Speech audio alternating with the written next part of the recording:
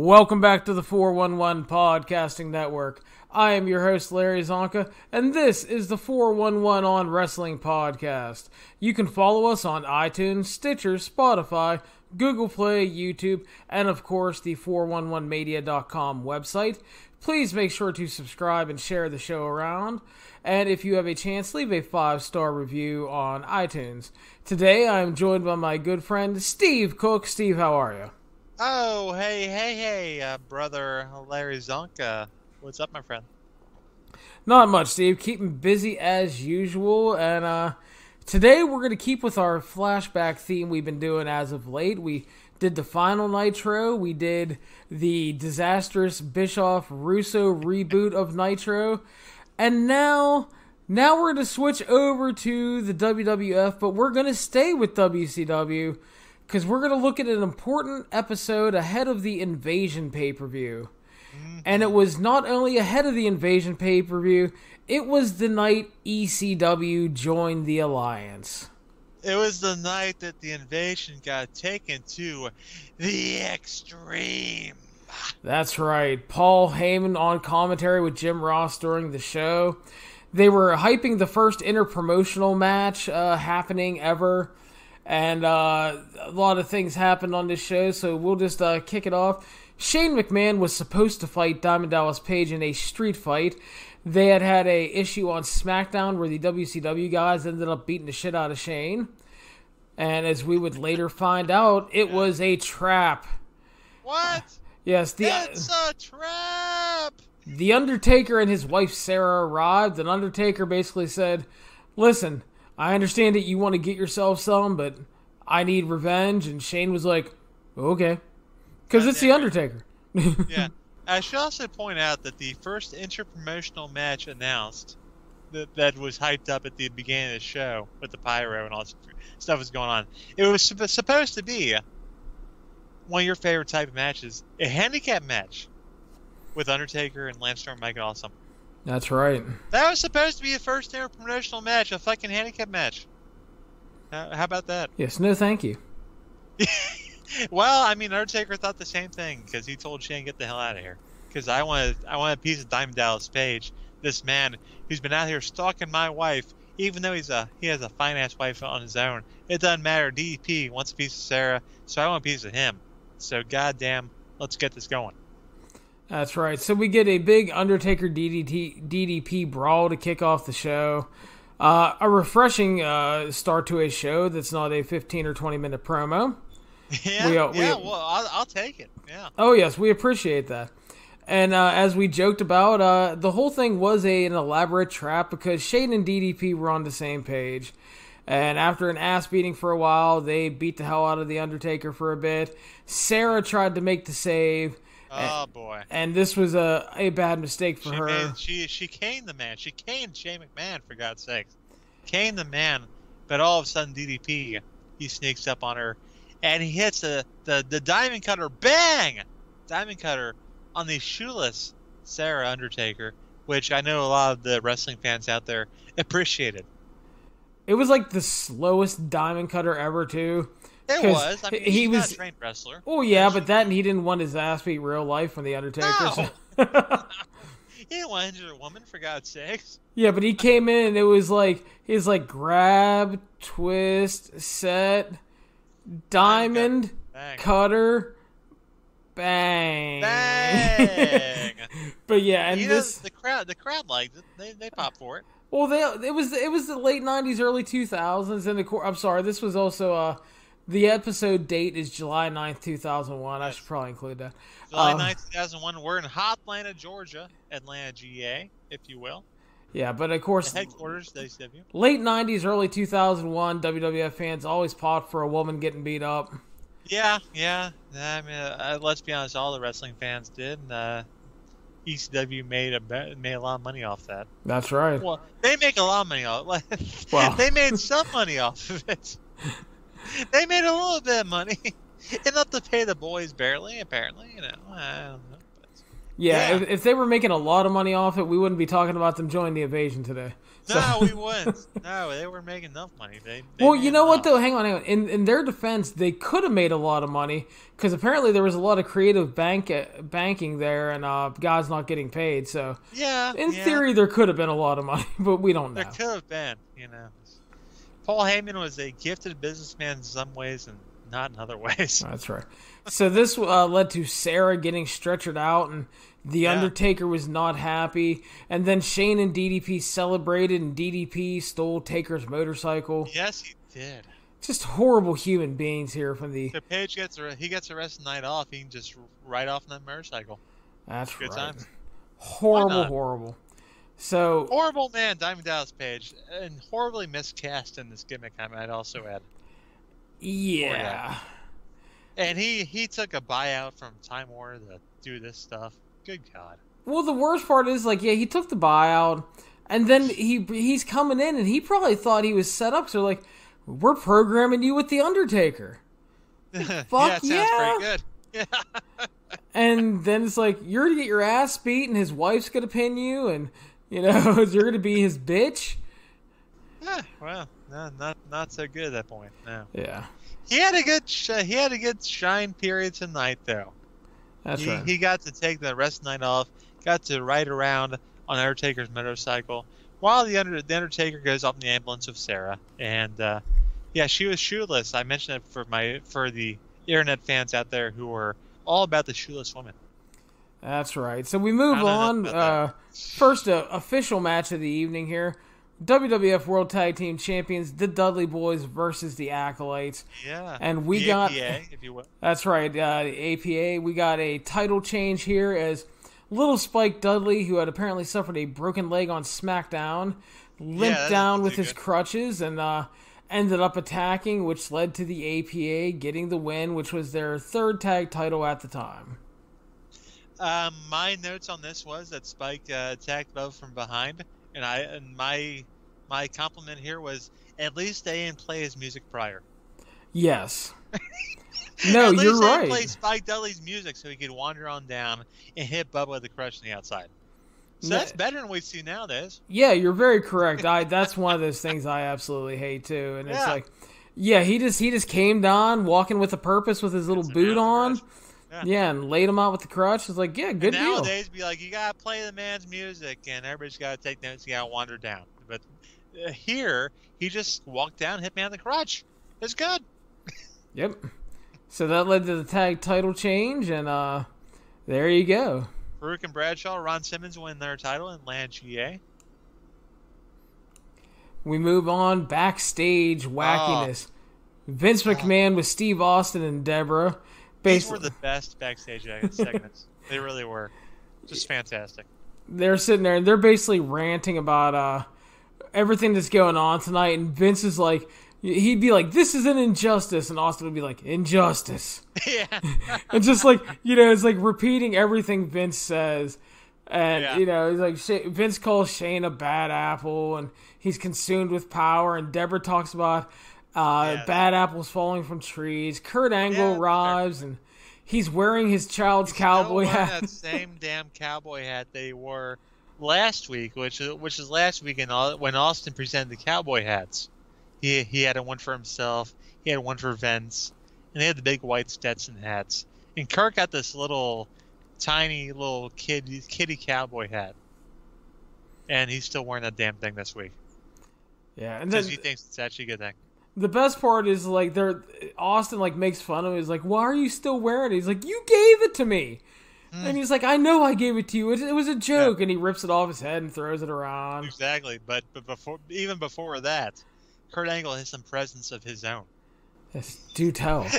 he has presence for himself, of course, and for Austin, and for Vince, but not for Deborah, because who gives Deborah presents?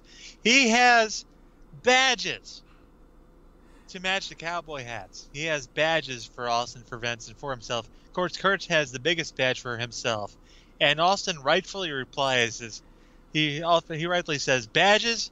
We don't need no stinking badges." Exactly. It was great. You gotta love a Blazing Saddles reference, right? That's right. But Angle and Austin were so... Because this is a time where they were both roughed up, so they were doing a ton of backstage stuff, and they were so good. They really were. Just working together and working with Vince. Which just, it kind of just tells you, it seems like whenever somebody gets injured nowadays, they just disappear off television. Like, they just go away. You don't hear from them for a while. Whereas with Austin Angle, while they're still injured, they're still contributing. They're still allowed to be backstage and still allowed to be doing things to contribute to the program. And I wonder why they don't do that nowadays. I mean, I probably know the answer is that they don't have things for them to do. But Steve, there's only 5 hours of Raw and SmackDown a week, okay? Exactly, yeah. I mean, if somebody gets hurt, they should be allowed to contribute backstage like Austin Angle were here, to do some funny shit, to keep people remembering these guys. Like, with both Kevin Owens and Sami Zayn, how long were they gone for? Like, for like a year, right, almost? I mean, for both guys. Why weren't they still around, at least for part of that, doing something? Yeah, it'd be nice. We know they're funny. We know they could do. Those guys could do it. Yeah, it'd be nice if they did stuff like this a little more often. But I don't know. We're too consumed with the 24/7 title and shit like that. At least, Austin pointed out that Kurt looks stupid with a hat on as a joke and whatnot, and he reminds Kurt Angle of how Booker T humiliated the man last week. So Austin's all like, you know what you should do if you're a man? You should challenge Booker T tonight. That's right. So then we go... There's a punchline to all this. That's right. So backstage, we see Kane arriving at the arena, Steve. Yes. He's not aware of what happened to The Undertaker. How did Kane arrive here at the arena? We see Kane casually walking into the arena. He's in full gear, mask, tights, all that stuff. He's got a gym bag over his shoulder. And I am just wondering, Larry Csonka, what in the blue hell did Kane have in his gym bag? If he's got his gear already on, he's got his tights on, he's got his jock strap on probably, he's got his mask on. What the hell would he have in his gym bag? I have no clue. I really don't. I mean, did he murder somebody on the way to the arena? Does he have a body in there? Come on now. What happened? It's hard to tell with Kane. Yeah, he might have murdered somebody on the way to the show. It happens with Kane. Crazy guy. I wish I knew, because it's like, dude, like you said, he's in full gear.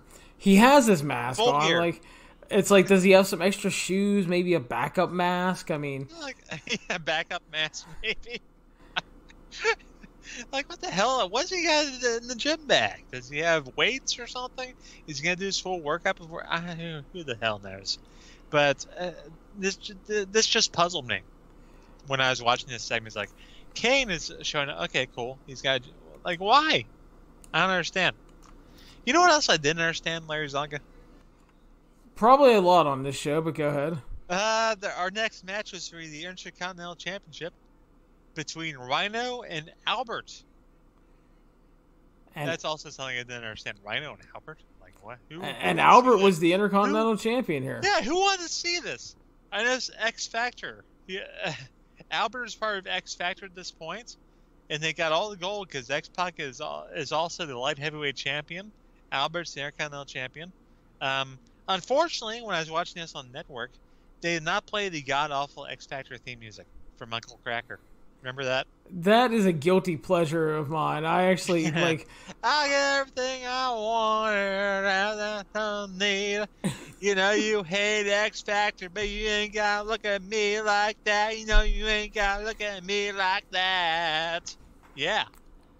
That's kind of what it's like, right? Pretty much. Sure. Yeah, close to it. Something like that. I know people love when I sing on these shows. That's right. Yeah, love it. But that was have the theme music on this. That was the worst part of watching on the network, because like when the match was coming up, I was like, had some, yeah, it's like I was all excited to hear the Uncle Cracker music and X Factor music. I like to hear that. I mean, even it's bad. I do like to hear that horrible shit. That's right. Just to get myself in the mood. So these dudes had a 3-minute match. We should also mention that Teddy Long was the referee for this. This is true. But these guys had a 3-minute match that felt like it was 13. It felt like it's 13. It really did.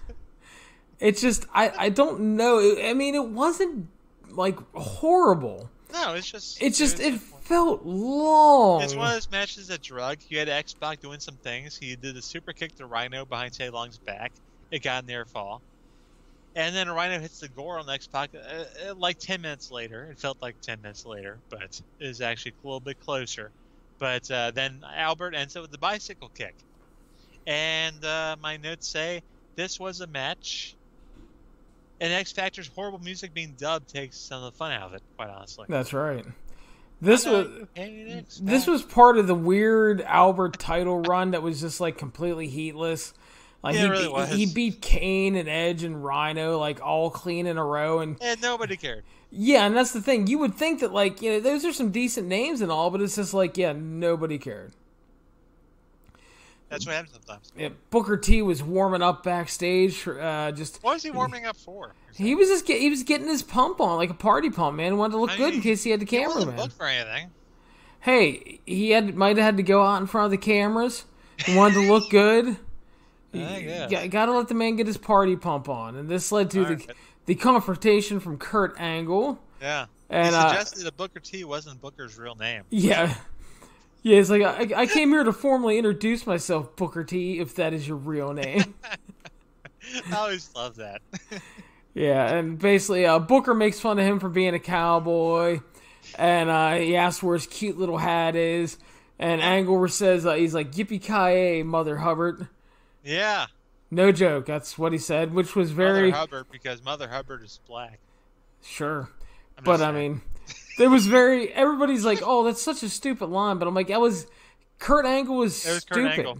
I mean, he always said weird shit like that, yeah. So. That's what he would say. So we got that match booked later on, and then we cut from that to... Oh, my gosh. This awesome pairing, Commissioner William Regal and Tajiri. Yes. The only thing better than Regal and Tajiri was Austin and Tajiri. Austin Tajiri, that's pretty great too. Because Austin would be like, he'd be like, "What do you think there, Tajiri?" And Tajiri would sit there and he'd say something, and be like, "That is deeply insightful, my friend." I love how to this day, I say to this day, it's a couple of years ago when Regal and Tajiri reunited, and Regal still seemed completely disgusted by the man. Well, Regal keeps it real, man. It was fantastic, but these two guys are great together. And, Kane barges in once Kane finally figures out what happened to The Undertaker. And he volunteers to take Undertaker's spot in the handicap match. And, of course, Regal and Tajiri agree because, well, why wouldn't they agree? Why wouldn't they agree? That's right. They don't want to deal with Kane, for God's sakes. Got no time for that. That's right. And then Tajiri, who was hiding behind a suit of armor because he was afraid of Kane, sneaks out, and then he starts speaking Japanese, and Regal was just like, yes, I agree. Yeah, exactly, yeah. I always loved that with him and Austin. They obviously just understood everything. Obviously, yeah, it's like, yes, obviously. Then we get a matchup between probably two future WWE Hall of Famers, I would say, Jeff Hardy and Big Show. Yeah, it was a minute and 40 seconds. Yeah, pretty much. The Big Show won. We also got an appearance from a current WWE Hall of Famer, Trish Stratus. That's right. Yeah. Yeah, buddy. This was during the beginning of the Shoguns phase, because Show and Billy Gunn had just beat the Hardys on SmackDown. Jeff was looking for payback. He lost quick, and then you had Trish making out with Jeff after the match, which was kind of building to the big interpromotional match in Invasion, the first ever tag team Braun Panties match. We'll get to this here in a minute. Yes, the first ever Braun Panties tag team match. Yes. Oh gosh. So this is quite the match, as you would say. I mean, Trish Stratus walked out about mid into it. Poor Jeff Hardy getting his shirt ripped. The fans like that. You notice that. Big Show taking a way too big bump off missile drop kick, and then the Big Show hits the alley oop, which was the reverse powerbomb gimmick. He lifts the guy for the powerbomb and he goes the opposite way. Yep. So that was fun. Nice little match. And then Trish comes into the ring to console Jeff with a kiss. So that's why you play Jeff's music afterwards, because he got kissed by Trish Stratus. Well, I mean, that does make him the winner. Well, Jim Ross and Paul Heyman would agree with you on that. That's right. I mean, he might have lost the match, but by God, he won the war, man. Oh. So we head backstage for more Austin and Angle hilarity. That was awesome. Kurt Angle stretching in front of Steve Austin, yeah, much putting his cock and balls right in front of Austin's face. Yeah, he's doing toe touches and stretching, and Austin is right behind him. And every time he goes down, his ass gets closer to Austin's face. Oh, that's great. The look on Austin's face is just amazing. That was tremendous. So Vince tries to hype Angle up, and they argue about who should be captain of Team WWF at the Invasion. And we get a Chris Jericho cameo in here, and he's. They also argued who should be Gilligan and who should be a skipper. That's right, yeah. Yes, there's Gilligan skipper references because that was topical. Yeah, Vince. Nobody watched that show. Not anymore. Yeah.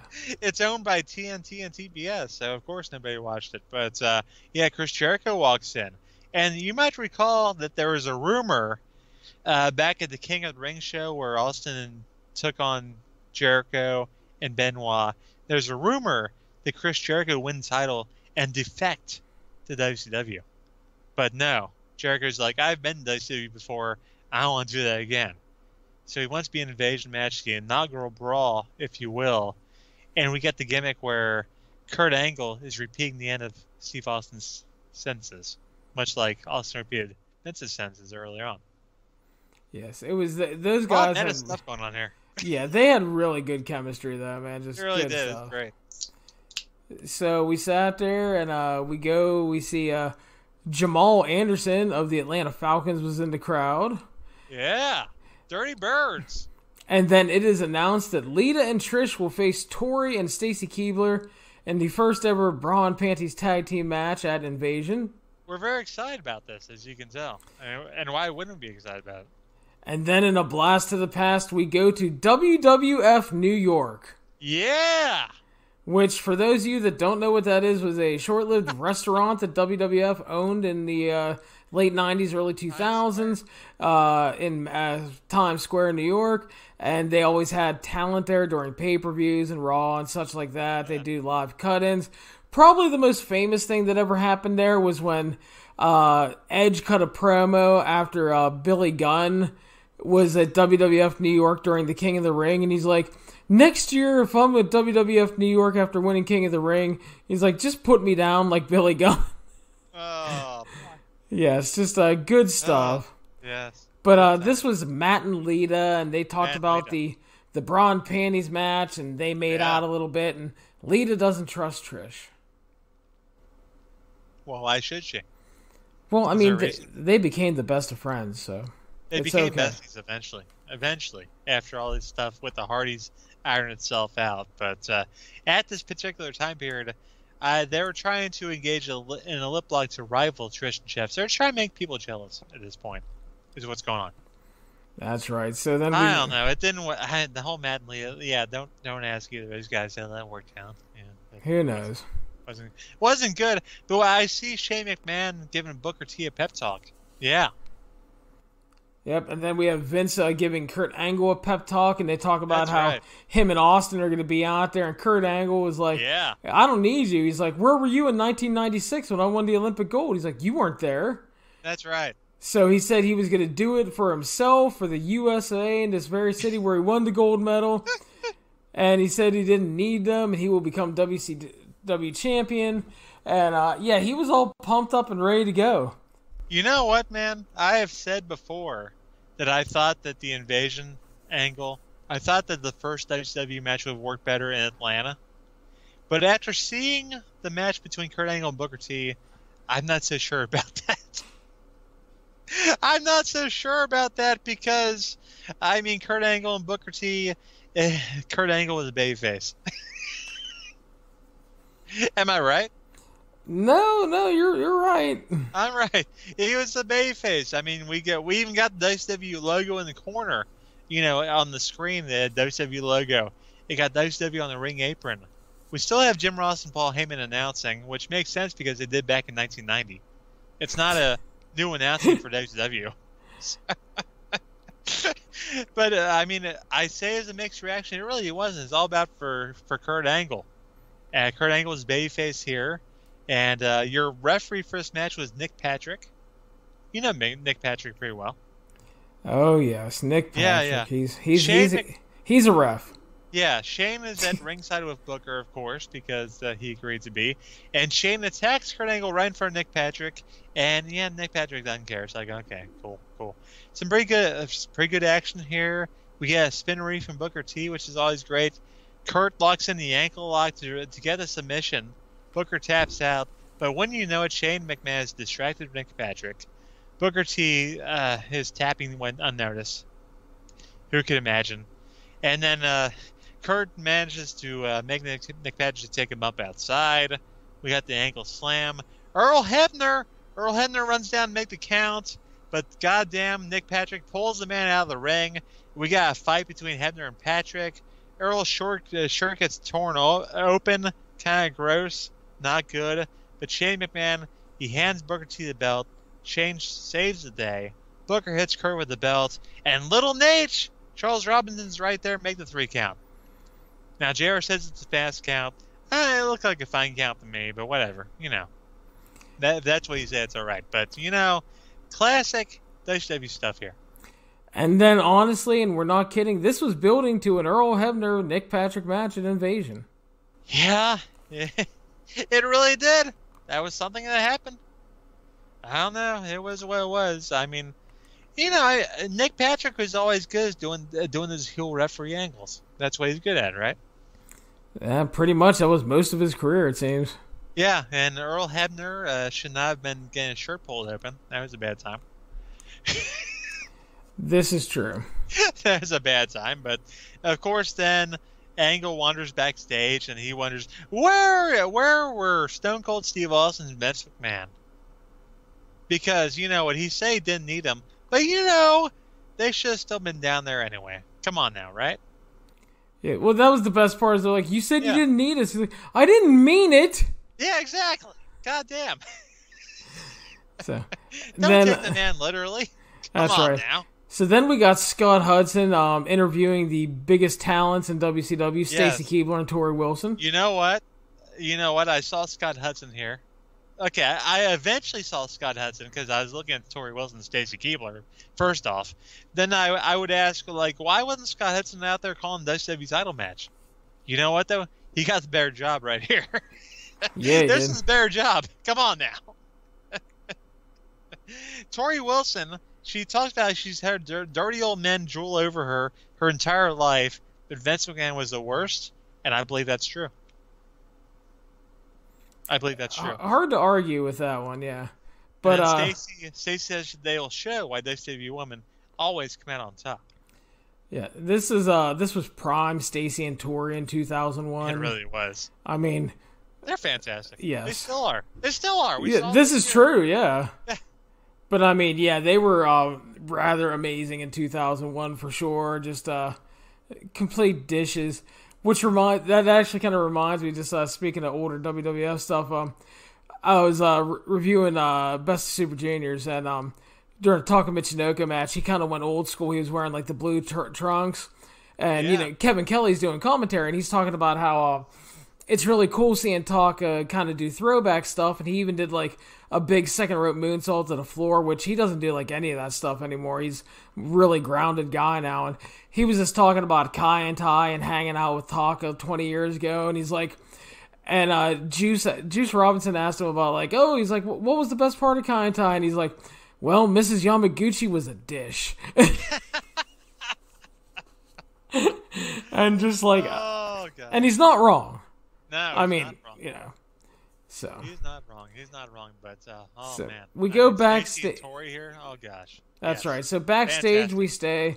The APA meets with the Dudleys, and they're basically like, we didn't want to win the titles like that, and we'll give you a rematch anytime on SmackDown if you want it. And then Bradshaw invites the Dudleys for a beer, and Bubba says, "Why don't you ask us at the end of the night?" Foreshadowing. That's right. Yeah. And then we got the big handicap match. Yeah. But was it? Oh, no, it wasn't, because, Kane came out to take on Team Canada, Lance Storm, and Mike Awesome. But before a match can even start, Y2J Chris Jericho makes his big entrance. He comes out, and he joins Kane attacking Storm and Awesome, so I guess it's a tag team match. Nobody's... yeah, sure, whatever. I don't know, whatever. They didn't really specify. Yeah. Where was Teddy Long when we need him? Exactly. Make a tag team match playa. Holla, holla, holla. I also note that Paul Heyman was big in hyping up the Chris Jericho and Lance Storm combination without mentioning who put them together back in the day. That's right. He did bring up the He did thrill. not mention who put them together in Smoky Mountain. Yeah. He did not mention that part. No, he wouldn't mention his good friend Jim Cornette.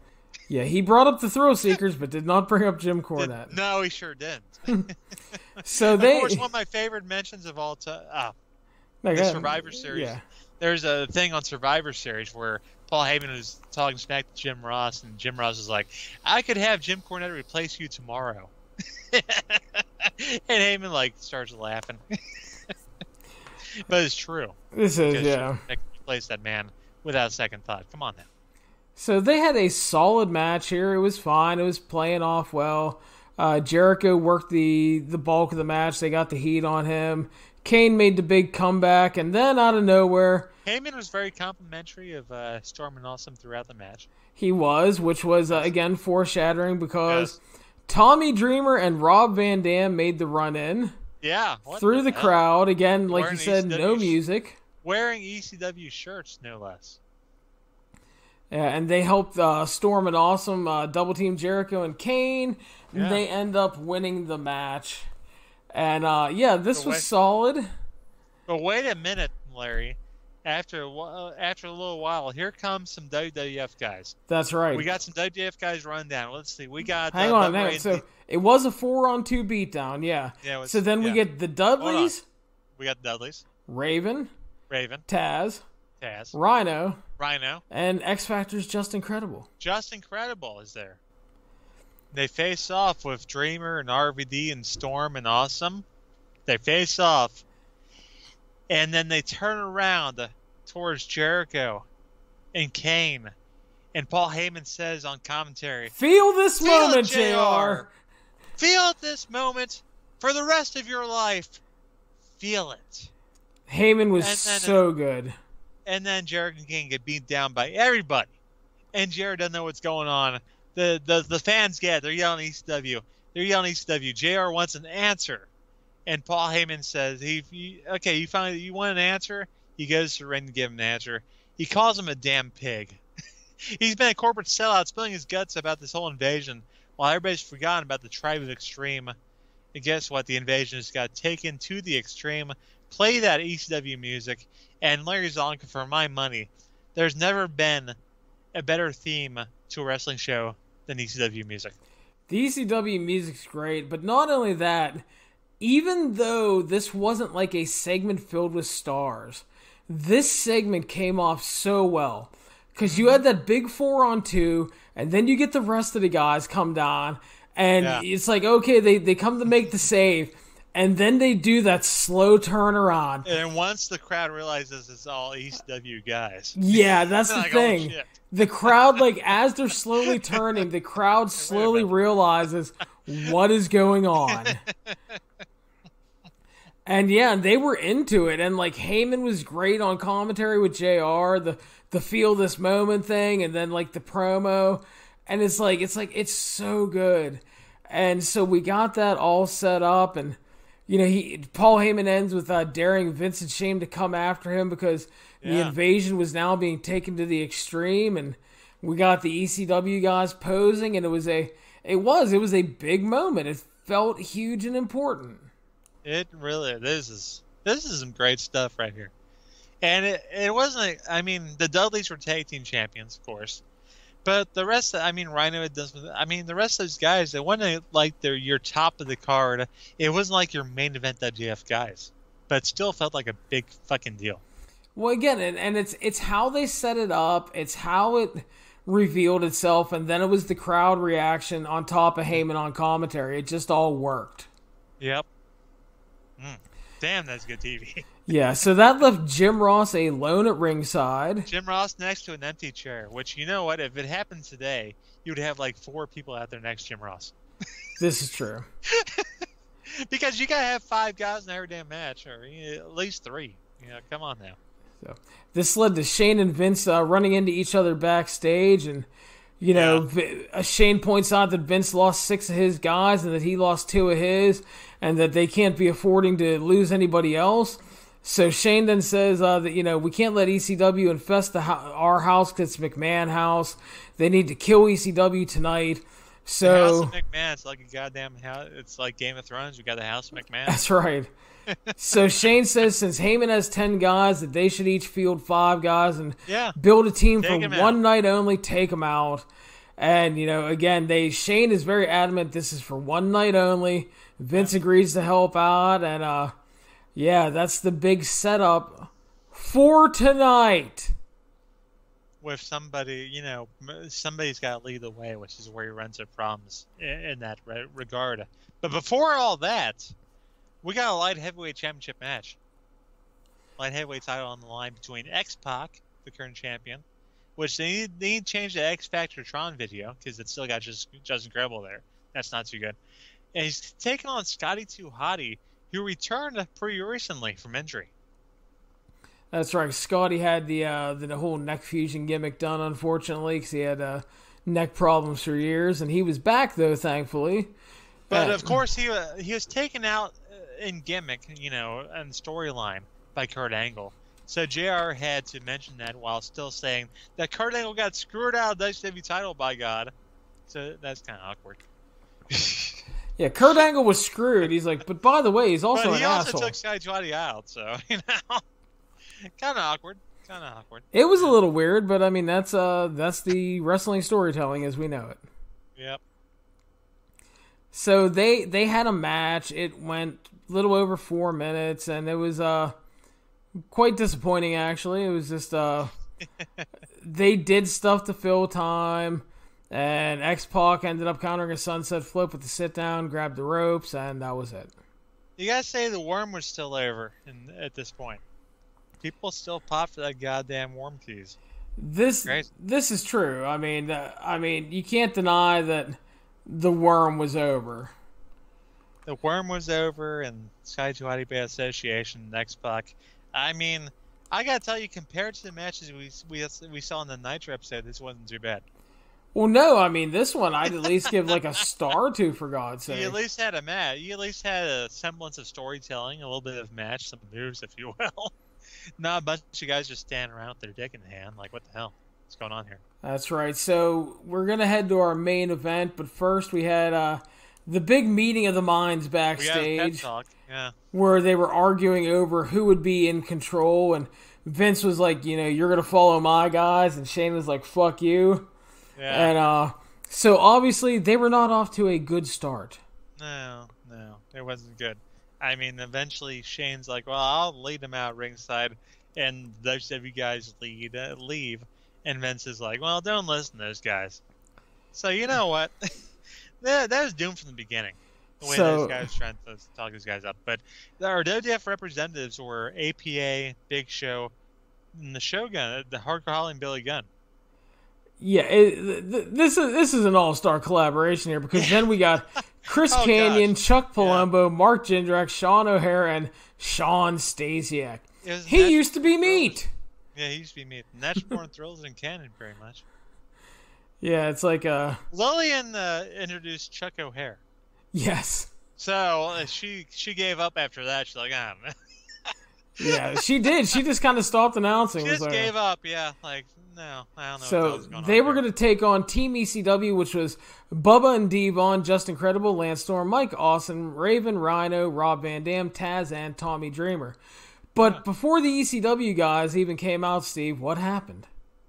Oh gosh! Before they made their way out, you had the WWF guys enter ring first. You had the WCW guys enter ring second, and of course everybody started talking some smack. There was a slap involved. You had some fisticuffs, and when you know it, Larry Csonka, but the WWF shockingly got the upper hand. I can't imagine.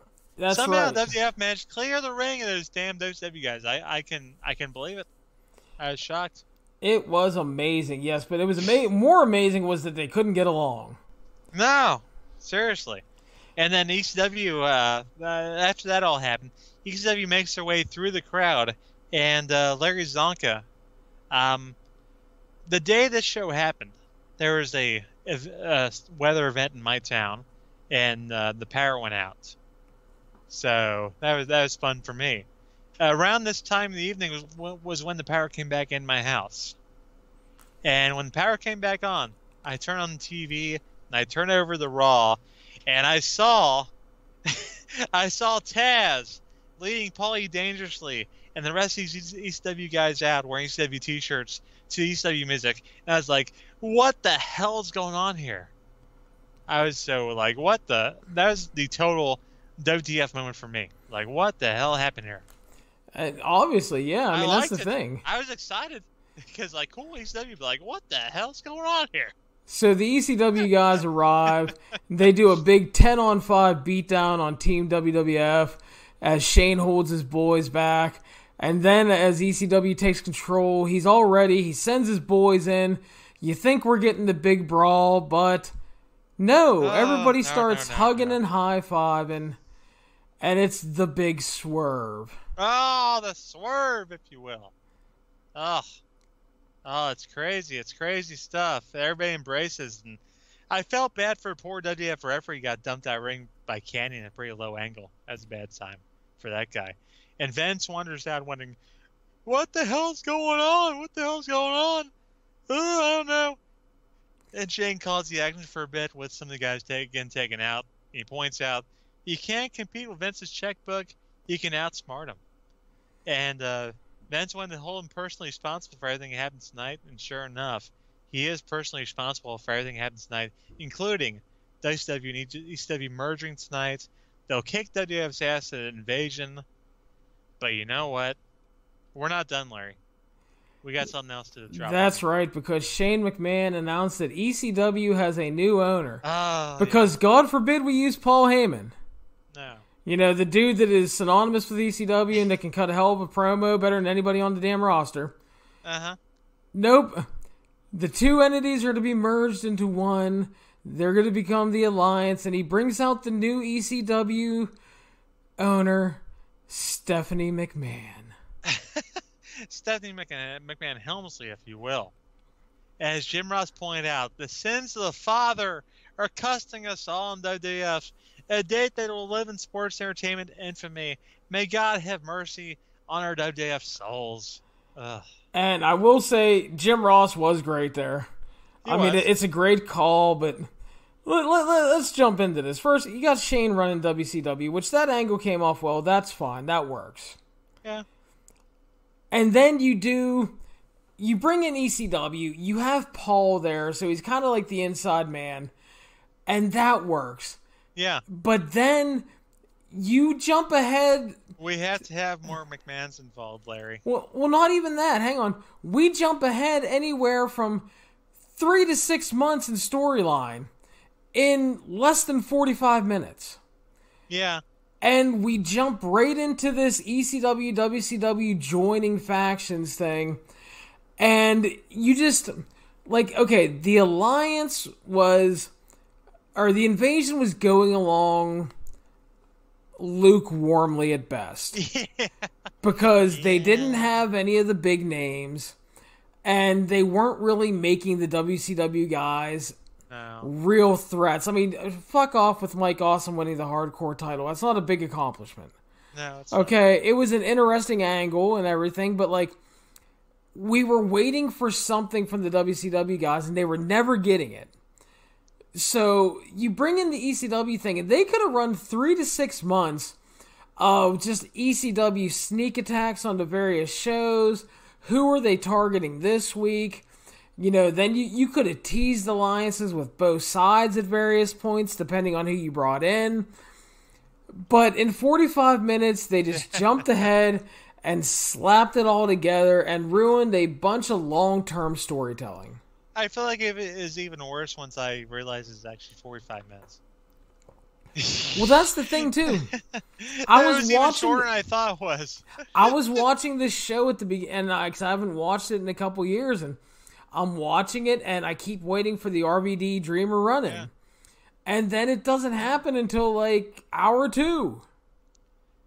In this day and age of 3-hour Raws, you expect things to play out a little bit longer.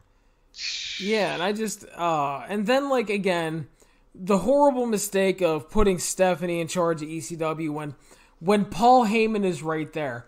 I could have accepted Stephanie if Paul Heyman was not a WWE employee. But he was. He was on commentary, and then you had that great angle where he was essentially the inside man. He was pissed off that his legacy was being shit on, and it was a great angle to get him and ECW involved. It gave the Invasion new life.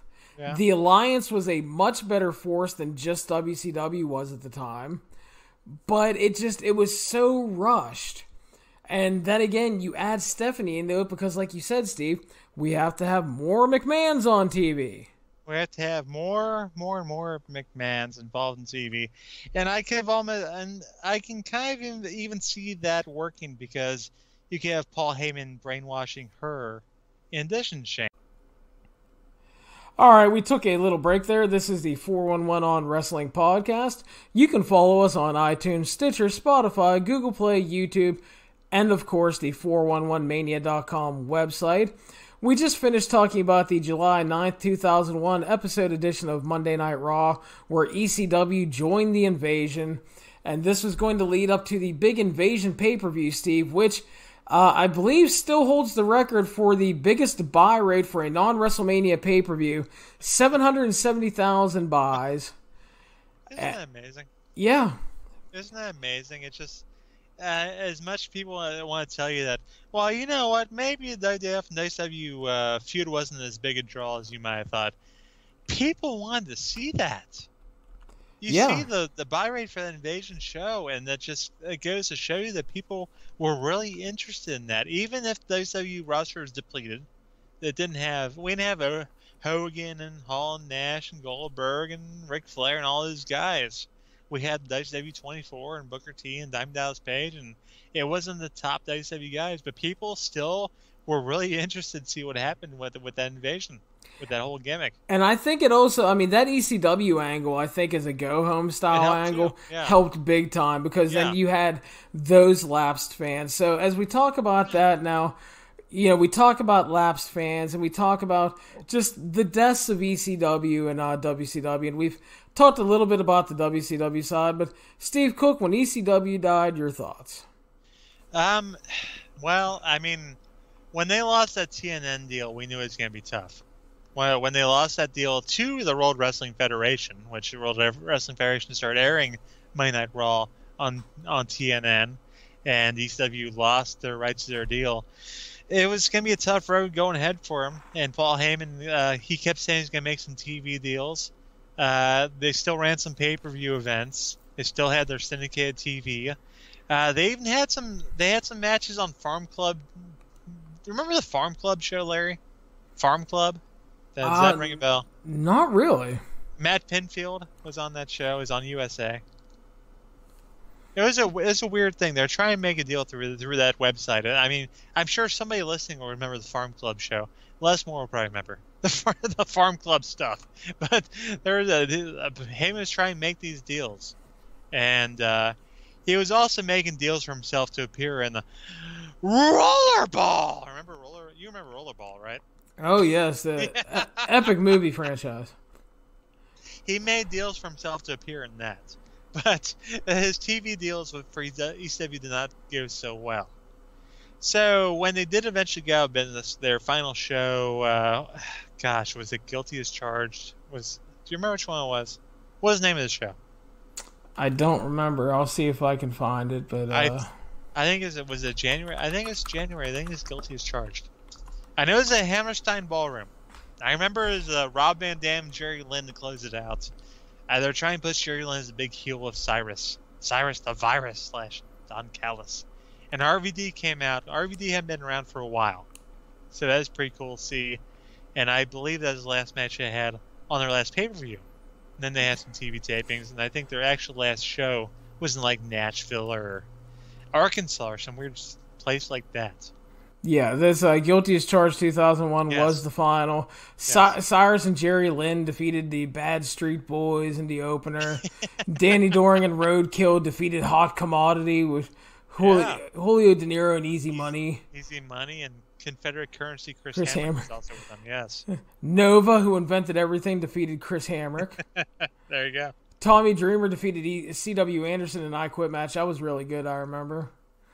Then you had Tajiri and Mikey Whipwreck with the Sinister Minister defeating Kid Cash and Super Crazy, as well as the FBI, which was Little Guido and Tony Mamaluke. I don't remember that, but it sounds fun. Yeah, number one contenders match for the tag titles. Swinger and Simon defeated... they fought Balls Mahoney and Chili Willy to a no contest. Yeah. The Sandman defeated Steve Corino and Just Incredible, which was a TLC match, tables, ladders, chairs, and canes. Yeah. For the ECW Championship. Rhino then defeated the Sandman in a minute to win the title. I remember that, yeah. And then Rob Van Dam and Jerry Lynn closed things out.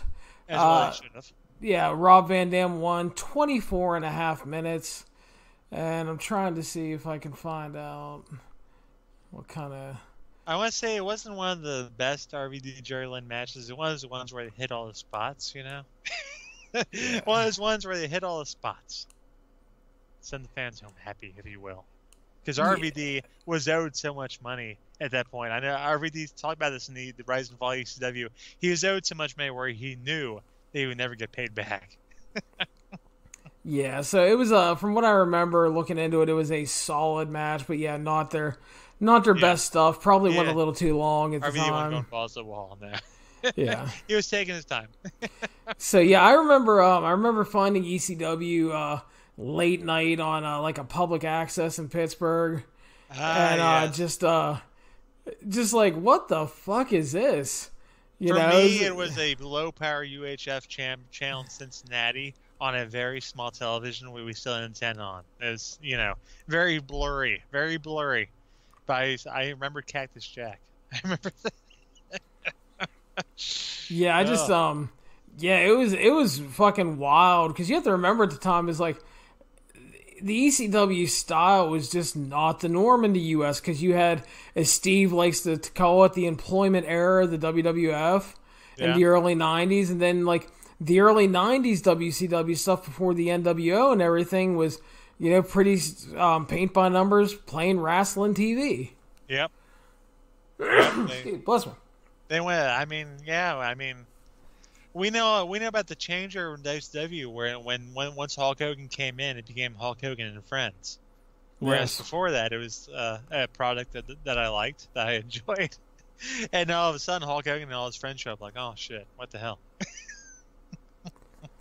Yeah, but so ECW came in, and like if you really think about it, it had a mix of like a Memphis and an FMW to it, because you had those wild Memphis brawls, and then you had like the FMW deathmatch aspect to it, as well as the characters. So it was just different from anything else. It wasn't WWF. It sure as fuck wasn't WCW.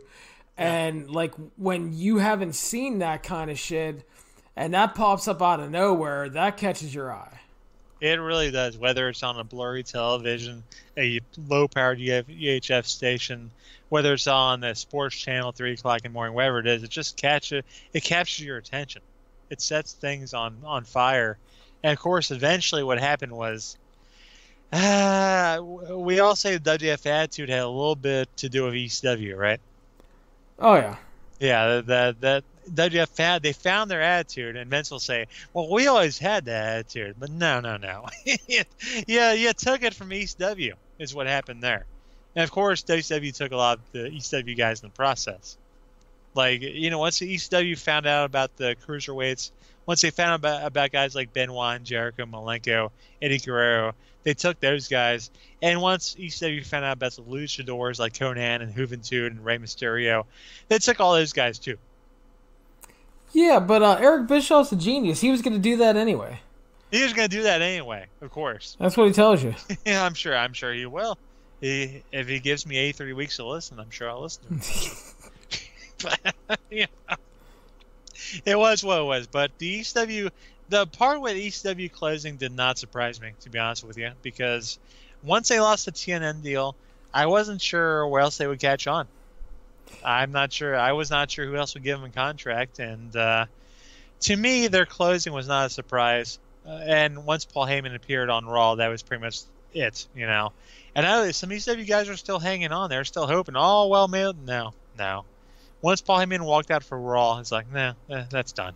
It's over. And then for those of you that weren't around at the time, it was like, that's when the ECW roster found out that they were done. It really was. That's when they found out. They did not get a call. Yes. They didn't get an email. They didn't get a direct message on Twitter. They didn't get nothing. What they got was Paul Heyman walking out on Raw. Yeah, I was going to say, as you brought up earlier, Paul had gone to Hollywood and said, I'm working on TV deals. I'm going to work my ass off for you guys. And then the whole time he was filming Rollerball. Yeah. And then he was negotiating with WWF. And when Jerry Lawler got the boot after the situation with his after he walked out the cat, his wife at the time, yes. Yeah, so he walks out on the company, and then they need a new commentator, and here comes Paulie Dangerously. Yep. On TV and. Yeah, I still respect Jerry Lawler for doing that, although it was a bad move on his part in the long run. It didn't work out for him, but I respect his motives. Yeah, well, Jerry Lawler's entire relationship thing is pretty much a bad idea, but... Yeah, anything with Jerry Lawler in a relationship is a bad idea. That's true. Yeah. So, but yeah, like you said, ECW closing, honestly, and unfortunately, not a surprise. Definite disappointment because the ECW stuff, there was so much fun stuff with it that, like you said, showed up in both companies and is responsible for a lot of changes we saw, and a lot of changes on both sides and just all across professional wrestling. ECW, they set the mold. A lot of those guys kind of followed in it. It was a good time. Mick Foley would tell you that when he first entered WWF, the chants he got most were "you sold out" and ECW. That's what he heard the most when he first came out. Yeah, and also ECW, like the whole vibe of it, but the thing is, it helped so many guys majorly. Like Jericho got a good run there, and he got hired by WCW. But, you talked about like Benoit, Malenko, and those guys, and Eddie. Yeah. And the thing with Eddie was supposed to be there as a tag team because Paul was supposed to bring in him and Art Barr. Art Barr, Los Gringos Locos. Yeah, that's supposed to be a deal. But then Art Barr passed away not too long before that. So you have all these guys, and then you have still what if, yeah. Yeah, so then you have Foley that drops in, you have Brian Pillman that drops in, you have Steve Austin that drops in, and like Austin will constantly talk about how that time of like being able to freeform cut promos and like really learn. Found things out. Yeah, so you get that, and like Foley too, because that's where he got to explore a ton of stuff, like the Kane Dewey promo and the anti-hardcore stuff. Mick Foley's ECW promos are among the best promos of all time. Exactly. So you have all that stuff, and then you have wacky. Obviously, you have the Terry Funk run, which is great, and it's in some ways it kind of feels like the PCO run these days. Just old crazy hardcore dude. Terry Funk was all about putting people over. Much unlike a lot of people in his generation. That's right. But that's the thing. Terry Funk just wanted to go out there and fucking wrestle. He didn't really care. Yeah. But then you had like fucking guys like you had Bobby Eaton and Arn Anderson drop in. Yeah. And stuff like that. And it's just like some weird stuff you didn't expect at times, but it was like, it was such a fun Kimono place. Wanna Lay and Beulah making out, you know. The night Kimono Wanna Lay you dance to top the ECW That arena. night she danced atop the ECW arena. If you guys don't The understand, battle of Bam Bam's Bam Bam Bigelow against Terry Bam Bam Gordy. And you might recall the night that Raven faced Terry Bam Bam Gordy. And the old Terry Bam Bam Gordy was back for one night. yeah. And it's like, you guys, what you need to understand is like, ECW TV was like basically like paid syndication. So there was no commercials. It was just ECW commercials throughout. So they were constantly commercials, maybe, yeah. Yeah, but it was mostly them selling future events, selling DVDs, and they always had these big taglines. Like Steve said, you had the Battle of the Bam Bams. It was Bam Bam Terry Gordy and Bam Bam Bigelow. And then like the biggest one always to close out was, and then blah, blah, blah, blah, blah, whatever the event was, the night Kimono Wanna Lay you dance the top of the ECW arena. ECW arena. Yeah, it is just, it was all the time, but it's like it says little things you remember, and it's, yeah, so, but That's what you remember. Losing ECW is, again, like you said, not unexpected, but definitely a disappointment.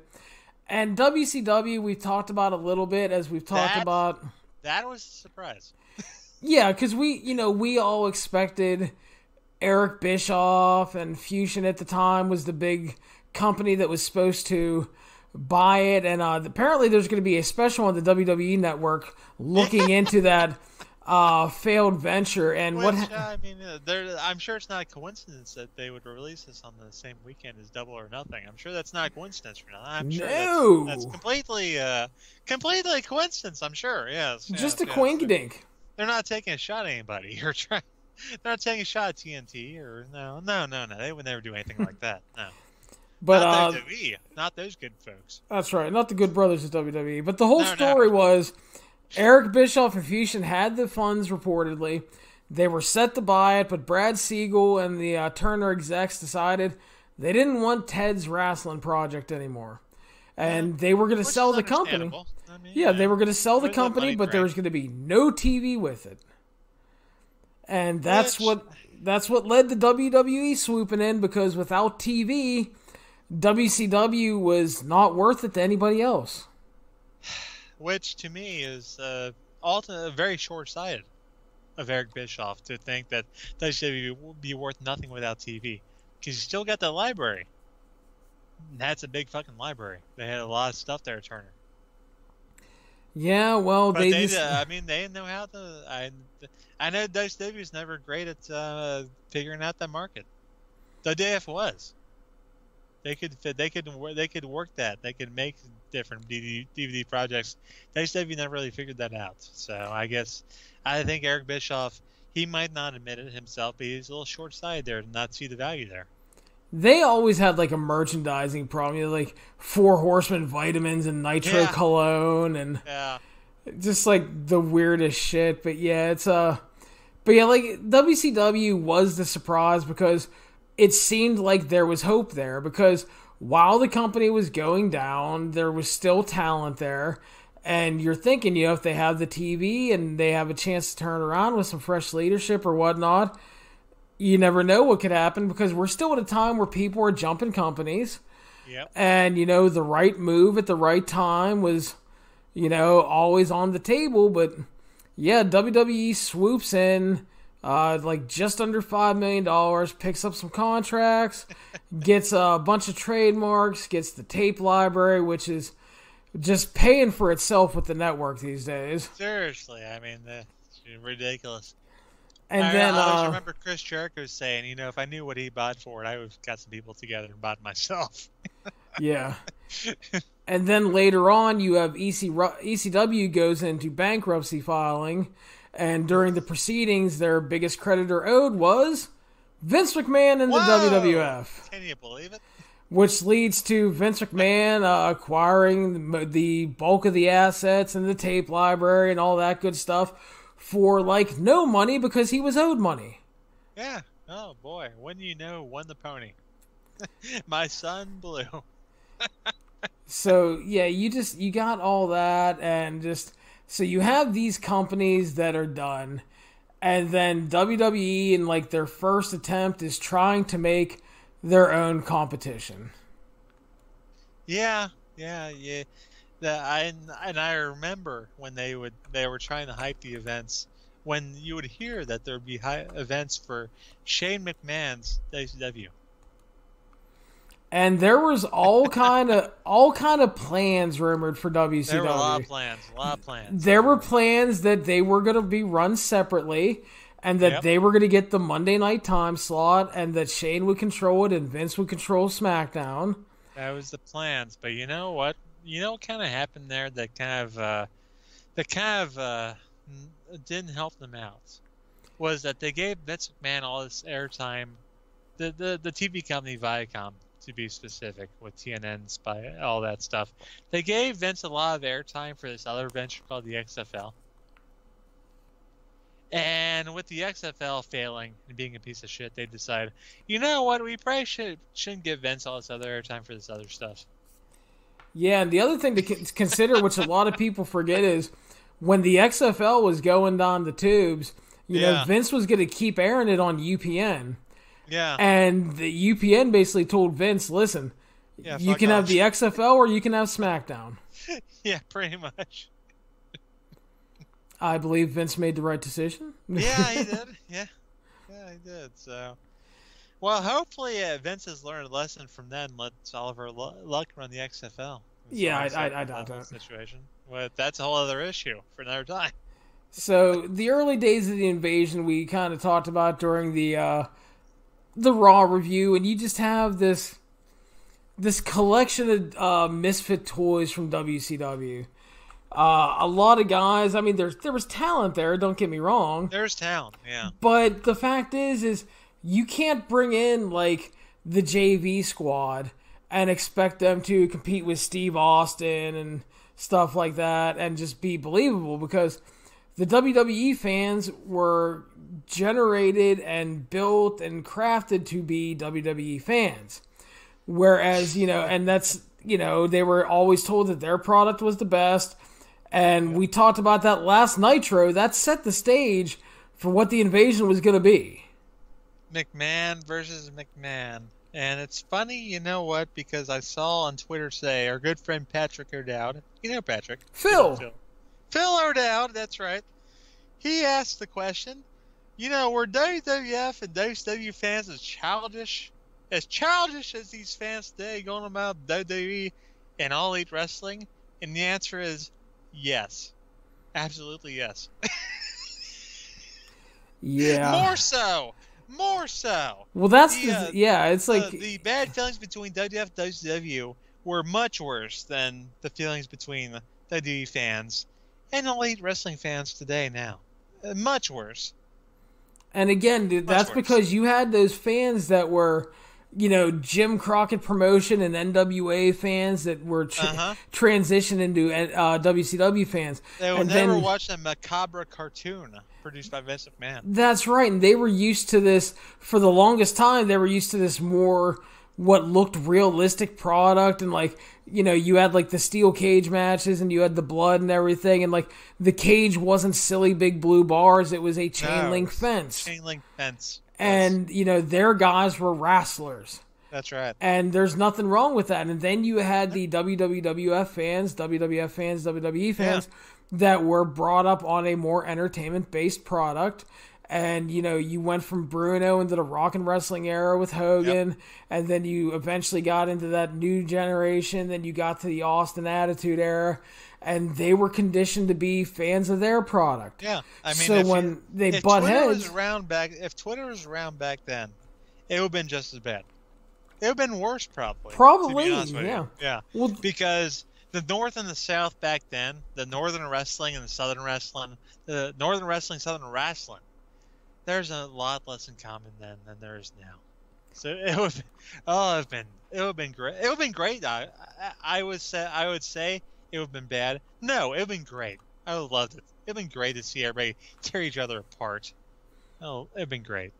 Yeah, but I mean that's. And I hope AEW does that. To be honest with you, you agree with me, you know. I just want good fucking wrestling, dude. And Goddamn right. And if AEW lights a fire in Vince's ass, then God bless him. Yeah, and that's like I keep saying. It's like, you know, I've had to be very careful how I talk about it because, you know, there's not a lot to judge on yet, you know, and you and I talked about this. It's like we have some roster members, and you know they've had this great pay-per-view. They've had some shows, a couple of shows, yeah. And so it's like, you know, we know that, but again, it's like they've sold out buildings and stuff, which is awesome. Yeah, but it's like, can they do that on a weekly basis? Can they bring in a TV audience? Can they sustain that greatness through an episodic TV show? You know, those are all questions we need to be answered. And, like, everybody got mad at Joe Koff over the weekend from ROH because he was like, you know, it's great that they sold out this show and it's probably going to be great. He's like, but they're not even on TV yet. He's like, you know, let's talk when they hit 400 episodes. And I get that not everybody likes ROH. But that is a fair point. Exactly. Yeah. And, like, still a fair point. You got to see, it's like, again, can they expand on all this good that they've done? So we'll see what happens. I'm excited for it. I think the best thing that they've done so far is that not only have they given another place for people to work, but they've made WWE pay more money for people. So it's only helping the boys and the girls. So I think those are good things. Damn right. Damn right. So, yeah, the business keeps changing, Steve. The more it changes, the more it stays the same in some ways, but... Well, yeah, exactly. The more it changes, the more it stays the same. I gotta give these guys credit. I give the Elite guys credit because, you know what? As long as TNA stayed in existence, they never got TNA on TNT. Yeah. Never got TNA on TNT. You didn't get that. So these guys, they got something going. I mean, maybe you don't get it, maybe everybody doesn't get it, but it's working. And I hope it works for a long time, and I hope I hope for competition. I hope for more wrestling to talk about. What you and I root for the most, I think we both agree on. We want more wrestling products to talk about. Well, that's what general. I mean. God, Steve, look at us early, and we used to be so supportive of TNA early on when nobody was. Mm-hmm. Just because we wanted to give them that chance. We wanted to cover it so people would at least think about trying it. And, I mean, you know, it didn't work out great. I mean, the company's still around somehow, but I mean... It's still around somehow. We don't know how it is, but it's still there. Yeah, and the best part is I like how somebody was like last night was like, oh, there was like no buzz for this show. And I'm sitting there thinking... Yeah, well, my metrics tell me different there, brother. No buzz for that. Really, no buzz for that. What the fuck was he watching? Yeah, it's like, trust me, all my metrics over here. There's a lot of buzz, I'll tell you that much. Whether people bought it or not, there's some buzz. Yeah, again, we can't say, like you said, you can't say how many people bought the damn show, but there was buzz around it, so don't say there isn't. And I like how somebody got upset because I gave the show a high score, like, oh, because you're a know-nothing mark that just loves their flippy boys. Except for the fact that maybe the match I loved the most was Cody and Dustin. Were not exactly which had a suicide dive and an apron cannonball as far as flippies go. And that's more than I would expect, to be honest with you.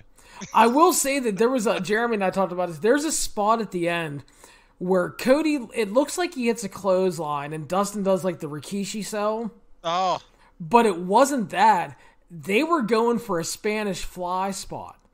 But God. Dustin was so fucking bloody that they slipped off of one another. Oh, Jesus Christ. But it looked okay, but it's just like, man, I mean, they were trying some shit. And I will say that as critical as I've been with Cody, he was awesome. And probably the best performance of Dustin Rhodes' career at that show. That's saying a lot. That is saying a lot for the performances Dustin Rhodes has had in his career. And I've been a Cody fan for a long time, and I got a lot of flack for being a Cody fan. But for God's sakes,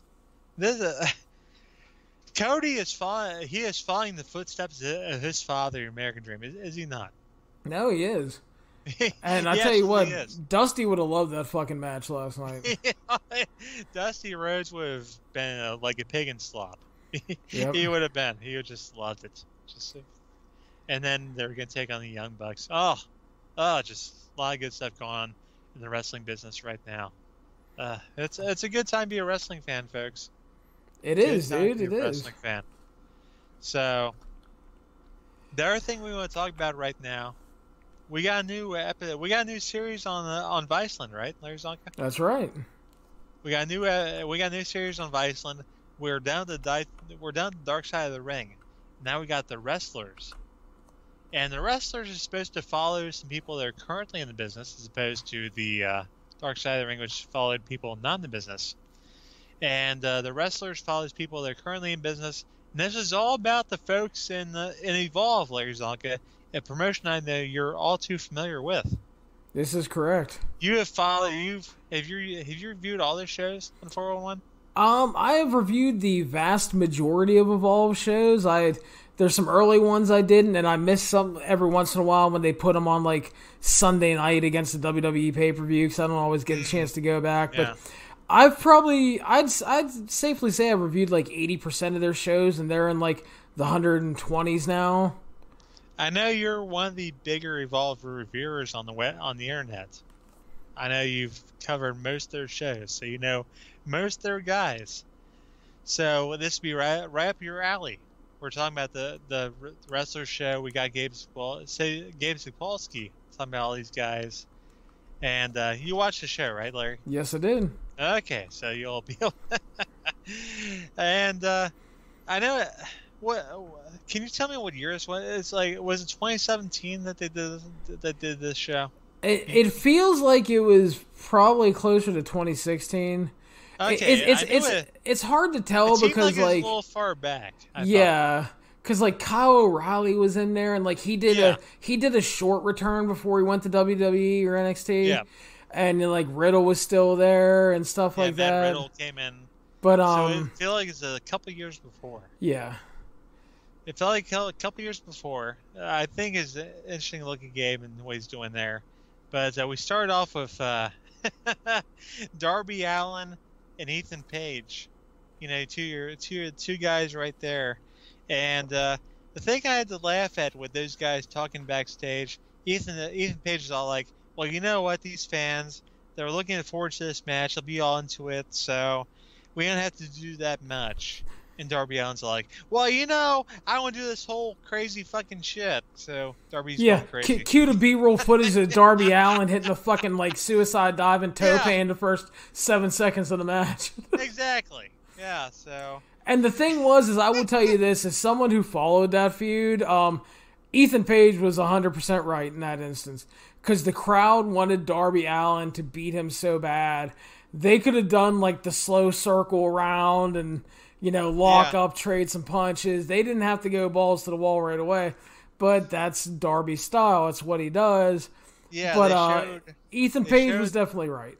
Yeah, they showed, and Darby is a hardcore kind of guy in the ring and outside the ring. Like, that's what he likes to do. He does crazy shit inside the ring. He does crazy shit outside the ring. And he's kind of a crazy guy, Larry Csonka. So you gotta tell me. I mean, he got injured during this show. He got his elbow torn apart by a shovel, so he missed some time. So, what's Darby Allin been doing since this show? Well, Darby Allin is going to be one of the guys that I think goes down as a big missed opportunity for Gabe and Evolve. He was a guy that they brought in. His debut match was against Ethan Page. He lost on a WrestleMania weekend in like under 3 minutes to a package pile driver. It's when they were building Ethan Page up originally, and it eventually worked into a longer form feud. Darby was kind of their Mikey Whipwreck. He was their underdog dude that everybody loved. He would do some crazy shit when the time needed it. And organically, the Evolve crowds got behind him. They were into him, and then he started growing out of just a kind of crazy hardcore dude into a guy that could start to wrestle. He had some really great outings against like Matt Riddle, JD Drake later on, Zack Sabre Jr., and he looked close and closer and closer to winning the Evolve title. But for some reason, it just never happened. And then we found out not too long ago he got his release, and he is signed with AEW. Well, there you have it. Was he on the Double or Nothing show? No. Did he do anything there? No. No. Okay, he's later on. He's facing Cody at one of the upcoming shows, I believe. Well, right. So probably later on, he'll probably have a good showing against Cody. So okay. So good for Darby Allin. That whole interaction to me was funny, where Ethan Page is like, well, we can get away not doing too much, and Darby's like, oh, I want to do fucking this and fucking that. Okay. Yeah, Ethan Page is like, listen, brother, we don't have to do nothing, and Darby's like, we can do everything. But you know what? Then later on in the show, when the interviewer guy is talking to Ethan Page, Ethan's worried about getting fit into that slot where he works with all the rookie guys and putting those guys over. It makes me wonder, maybe if he did some crazier shit earlier on, maybe he would have gone farther, right? You can make the argument for that. I kind of see that. I don't know. I know he's doing big things in TNA right now with TNA/Impact Wrestling with Josh Alexander, his friend from, God, those guys been going back way far in the day. The Monster Mafia. The Monster Mafia, now they're the North in Impact Wrestling, so they're doing things there, which is what it is, right? Yeah. At this point, Impact Wrestling, it is what it is. So good luck to him. But yeah, he was one of the guys. Okay, he's one of the guys featured, and then we moved on to Austin Theory. Austin Theory was a guy. He's straight edge, unlike you and myself. He doesn't do the drugs. He doesn't do this, doesn't do that. He all about the working out. Looks like a great kid. I mean, he had some good showing. So tell me, Larry Csonka, he's a guy who trained with AR Fox. Another one of my favorites, AR Fox, who is one of the under-heralded stars of independent wrestling, who has done things in Lucha Underground. But tell me, what has Austin Theory been doing since this show? What's he been up to? Well, Austin Theory, I like to refer to him as CAW 2K1. He feels like a very early 2000s WWE creator wrestler. Kind of like when they were all looking for those Randy Orton clones for the longest time. He has that look. He's got a good look. But yeah, I mean, I won't deny the fact he has a good physique. He is a guy that they have a lot invested in. They did an angle when William Regal came to Evolve to do, he did a seminar and some stuff, and he did a segment with Darby Allin and Austin Theory about how they keep asking about wanting to be the next big stars and where's their chance, and Regal was like, you need to make your own chances, you need to win championships and make yourselves the next independent stars. And since then, Austin Theory, he had been the FIP champion, the WWN champion, the Evolve champion. He's getting a big push. A lot of champions. Yeah, he does well for the most part. He doesn't have bad matches, but a lot of the time, I think his main event work is a little underwhelming. There's been times though when he's had some great matches with worked Joey Janela when he was there for a little bit.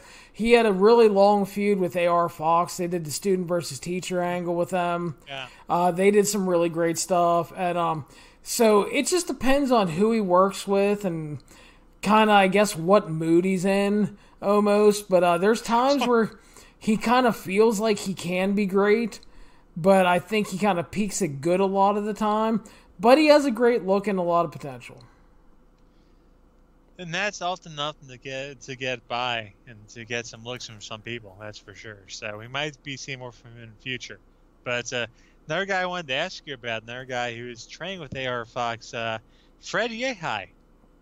Apparently he's a short fella, apparently. Yeah, Fred was working great. On the second rope. Yeah. Fred was part of the Catch Point stable with Gulak and Matt Riddle and some of those guys at the time. The kind of the grappling aspect of the promotion, which they were playing into for a really long time.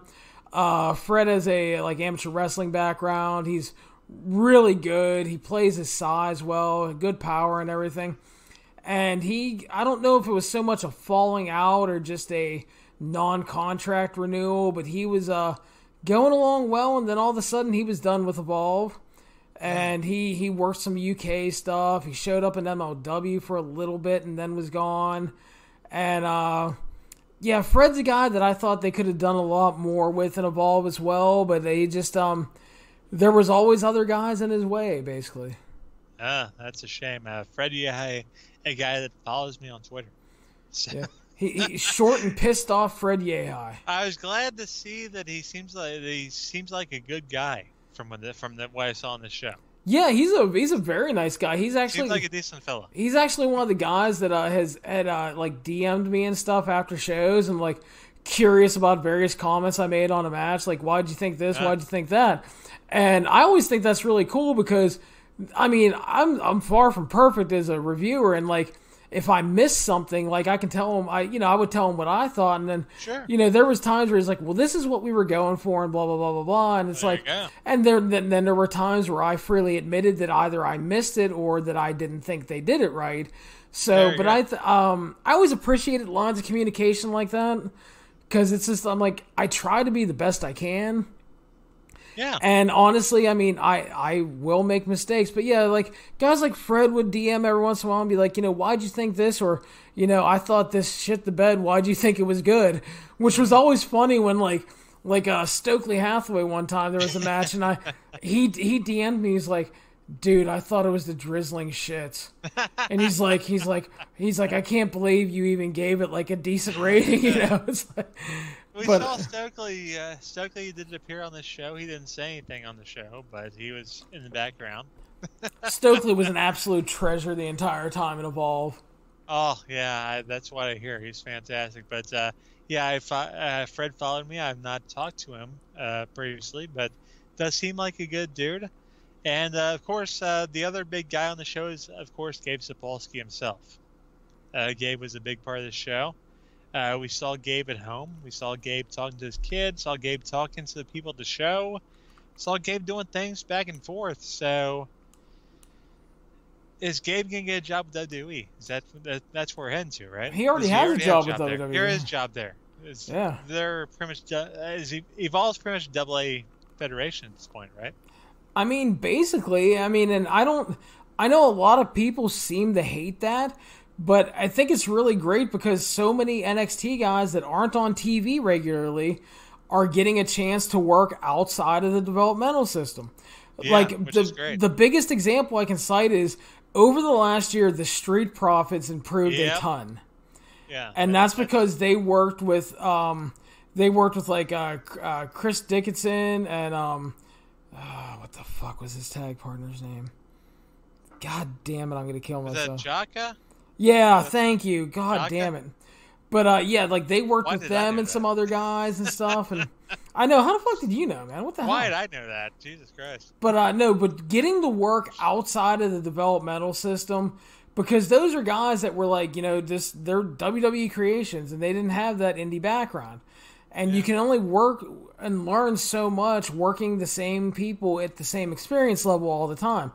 That's why when the guys like Kyle O'Reilly and Bobby Fish and Adam Cole and them come in, it's really great for those guys that have never had that indie experience.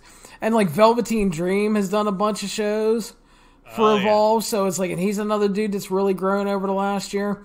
And then you get a bunch of guys who aren't used a lot, like, your Raul Mendozas and your, Adrian Juande or whatever, the one Brazilian dude. And just guys like that who aren't seeing a lot of TV and can get some work. And these are basically guys that Gabe looks at when he's down there and says, like, I think they're talented and can do something. Here's that guy. So, he tries to bring him in. And number one, they get experience. And number two, he can... Because the biggest selling point for Evolve right now is we're giving you matches you can't see anywhere else, and we have NXT stars on the show. Yep. So you know that the William Regals and all those guys are watching those shows. Exactly. And they can get you on their show. Like on the 10th anniversary show, they're doing Drew Gulak and Matt Riddle, which is Catch Point Explodes. That's a great. We are a solid match in NXT. It's fucking great. So I want to see that again. Hell yeah. Oh. So I mean, I'm all over stuff like that. To be honest with you, so yeah, definitely down with that. And it's great. It's a great time for Gabe and for Evolve and for down there. I mean, you got Mike Quackenbush come down there a lot of times too. Yeah, and that's I love seeing stuff like that, like Quack dropping in and doing some training seminars, and I really like seeing like the rotating staff they bring in. I think it's really great that they're trying to take advantage of basically anybody with knowledge they can. Because I think that's so important because, again, you have a large number of developmental talents that have been fully trained in developmental. They don't have that indie background. They didn't work the territory, so to speak. They gotta have some kind of background before they go to WWE. Exactly. You can't just work in front of the Full Sail crowd and then go up to the WWE. That doesn't work. Yeah. But, like, and they all work those coconut loop shows, which are fine. They're 200-300 crowd shows because you have to have experience. But it's also good to see, like the Street Profits, they went to, like, the one New York show and they worked La Boom, which is, like, one of the hotter of all venues they run. And they came out and they were fucking superstars. Everybody was doing, like, the fucking Street Profits dance with them and stuff. Nice. And then to only make it... And then I almost felt bad for them because they were working a 6-man. And their partner was Velveteen Dream. And Velveteen Dream comes out, and you would have thought Christ fucking descended from the heavens. Because these people went fucking ape shit. They're singing his theme song. Because Velveteen Dream is the fucking god, yes. Yeah. But then, like, seeing them, they get to work in that different environment, and they're working with different guys, and, like, who would have thought in 2017 Velveteen Dream's going to be working Eddie Kingston? Yeah. What the fuck? That's good stuff. That's some good stuff.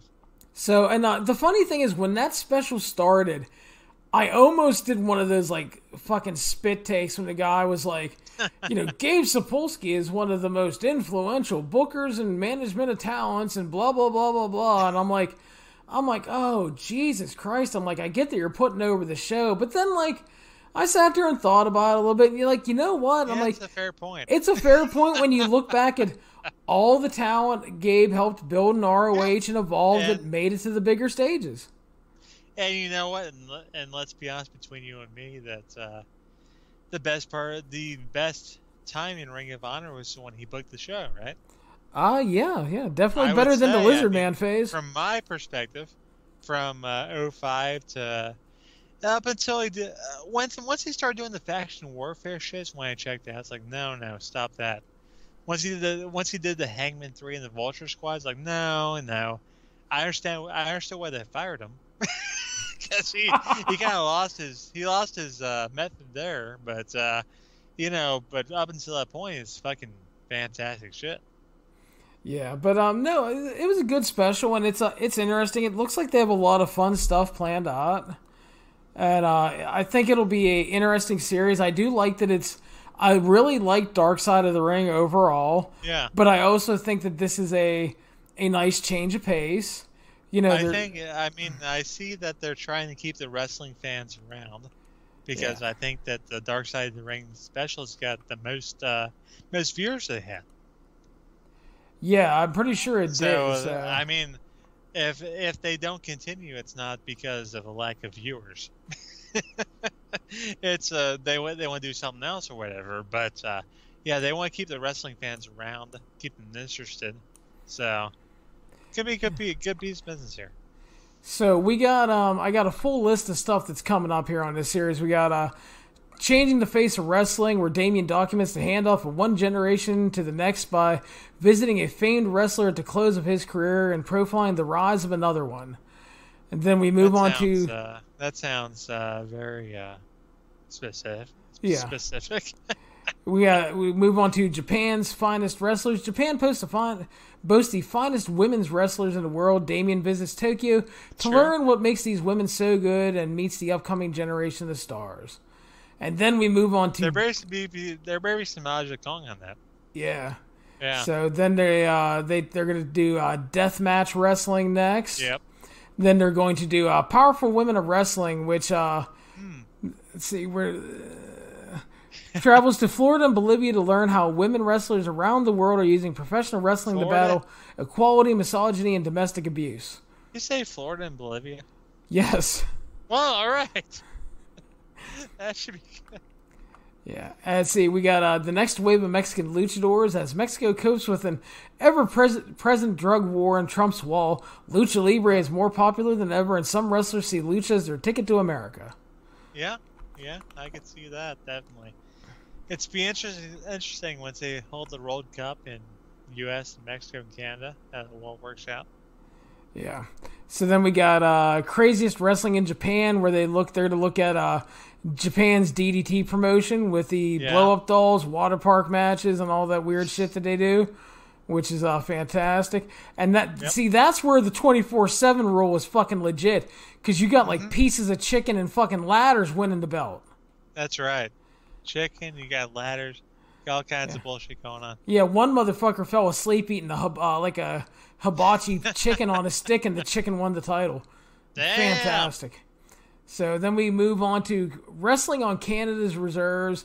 Damien heads to northern Quebec to join a crew of wrestlers who braved the weather and isolation to bring professional wrestling to the remote and disadvantaged First Nation communities.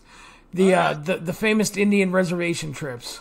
Oh, nice. So, Voodoo Wrestling in the Congo. In the war-torn Congo, a cultural collision has made one of wrestling's strangest subgenres, voodoo wrestling, in which suplexes and powerbombs mix with hexes and deadly black magic. Oh, that sounds pretty good. Fuck yes. And then we close out with body slamming homophobia in Mexico's Exoticos. The male wrestlers who embrace the feminine and dress and drag inside the ring have been defying the macho side of lucha libre for decades. Yep. So they're covering a wide variety of things. We'll see how they work out, but I think the show is interesting, and I like that we're getting some different wrestling content that's not being made by wrestling promotions. Exactly. All sounds like stuff that the WWE would certainly not cover. I don't think WWE will be doing Exoticos anytime soon. I don't think. No. Just guessing. Certainly not in Saudi Arabia, where they'll have their wonderful event this next week, which I will not be watching. Just saying. I don't know. So, Steve, I just to close up, we'll get a little personal here. I just celebrated, closed up my 15th year here at the 411.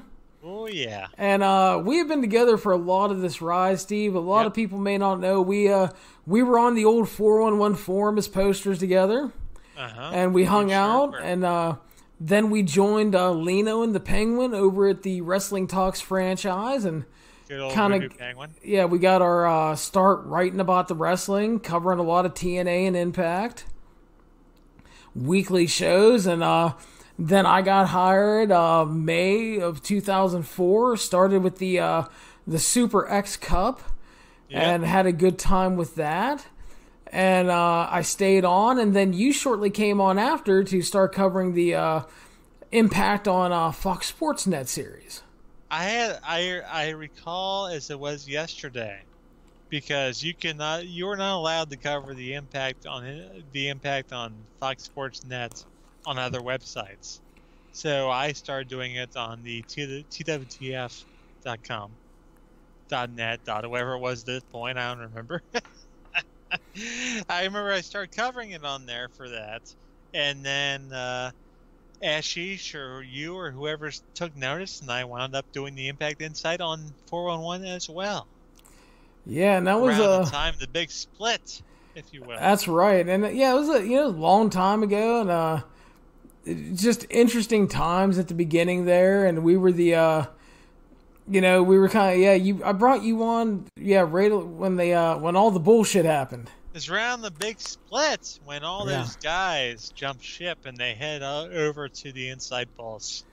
And as I said on the Twitter machine, I'm pretty sure that you single-handedly provide more content to 411 than all the people that left provided to Inside Pulse. I'm pretty sure that's accurate. It very well could be. I have no clue. I'm pretty sure it is. I'm pretty sure it is. I would be surprised if it wasn't. Yeah, but because that was a lot of those guys flamed out.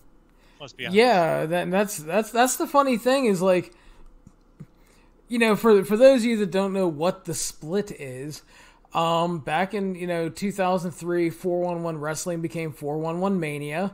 Expanded into covering various different subgenres like the music and TV and movies and stuff, along with wrestling still as the hub, and everything was going well. And Big Ashish Pabari runs the site. He has been a great friend to me over the years. He's the guy that gave me the freedom to do all the stuff that I do. But at the time, there was another gentleman that worked with him. And in 2004, in August, basically a castle coup was staged. He had quietly recruited a bunch of the quote-unquote big-name writers. The big names, if you will. That's right, and they were starting a new website called Inside Pulse, which was very similar to what 411 Mania was. It was pretty much the same thing. Yeah. And so we lost all the comic staff, the vast majority of pretty much the whole. I mean, we lost probably 70% of the staff in that. Yeah, pretty much. It was all the comics guys like Chris Hyatt, Scott Keith, Eric, whatever the fuck his name was. Eric S. Shoshka, whatever the guy's name was. We lost that guy. A lot of the wrestling guys. Joshua Grootman, my good friend, Josh Groot. Yeah, so I mean that was all those guys left, and I was still doing some stuff at the TWTF site that I wasn't doing on 411 at the time, and it was one of those situations. The Sheesh was like, "Listen," he goes, "We got about 2 months to turn this shit around, otherwise we're gonna be in some trouble." He's like, and he offered to allow me to edit the wrestling site, and basically I said, "Well, what do you want?" And he's like, "I'll take whatever you got." And he got me, he got all the other stuff I was writing, he got Steve Cook, who I had to bring you over because I needed someone I could trust, number one. Yeah. And I needed someone I knew would do the work. Yeah. And we just, we built up the staff from there. JD Dunn stayed, thankfully. And we got Dave Schilling was there. Yeah, Dave Schilling was there with us. We brought in Matthew Forcina, who helmed Ask 411 and all that stuff for a long time. And we, a lot of guys, Bayani Domingo, Nick Marcisco, just a lot of guys over the years that, Andy Clark, various ways came into the site and put in just a ton of work over the years. And we had that, it was kind of like that ROH edge when they were doing the Generation Next thing. We all kind of felt a little slighted. Next, and we were all, Dunn and I. Slighted because, certainly you were, because Whittier decided to take all those other guys, and he didn't take you, did he? No, well, Dunn and I we felt slighted just because we thought we were good, and we were never really asked. And Dunn was a rant guy, and he's a lot better than Scott Keith, let's be honest. I don't know what JD's doing now, but I miss JD. He's a good dude. He was a damn good writer. I don't know but I think he's doing. He went to school for film and stuff. I think that's what he's doing. Okay, he's making movies and writing scripts and shit, man. I mean, that's. Rather some name we don't know. He might be Michael Bay for all we know. Yeah. And then of course we had such luminaries back in the day as Thag the Brute. Yeah. And just some amazing stuff. Michael Melkor was around a long time. Yeah. Mike, doing stuff with Gorilla Position now. He's a good guy. Ryan Bowman the same. And you just we've had a lot of guys, and it's just we had such a great ride, and it's just guys that banded together, and we worked hard. We had a goal, and I mean, I fucking loved my time on the site. And it's funny. It's like Steve and I we've never met, but I mean, we have been friends for a long time. We've never met, but we've been closer friends than most people we actually have met. Yeah. But we've been on this crazy ride together for pretty much this whole time, and just. Covering the business, and we've gone through the various phases, and we we said we were kind of covering the end of ECW WCW. We went through all that, the early 2000s stuff, and the draft and all that stuff that they would do, and the rise of TNA, the ROH being created, PWG, Chikara, and all this stuff, and the various times the NWA has tried to come back, and then every couple years there's always that promotion that comes out and says, we're going to start soon, we're going to film in Vegas, and we're going to offer health insurance to everybody. Yeah. And then they never come to life, But goddamn, it might have actually come to life right now. Yeah. It might have actually happened. Oh, for God's sake, after all this time, it might have actually happened. But, it's amazing. I mean, From my personal perspective, Larry Csonka, I read various websites on the internet.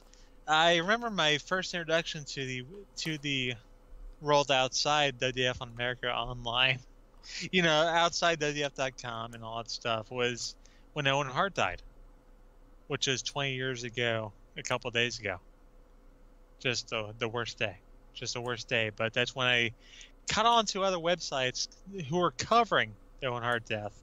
And that's how I learned about websites like WrestleLine, and I learned about CRZ, and I learned about 411. 411 with Chris Hyatt and all the stuff that's going on back there. So I started reading all that stuff, and I read for a while, and with me being my self-esteem being what it is, I never thought I could actually contribute to that. But once I got on the 401 message board, got on TWTF and got all that stuff, and Dave Schilling wanted me to fill in for him 1 week, it's like, well, okay, I could actually do this. And then you invited me on to 401 Mania, and it's been a ride since there. Yeah. And Ashish has not fired me yet. There you go. I'm sure he's looking for reasons, I'm sure.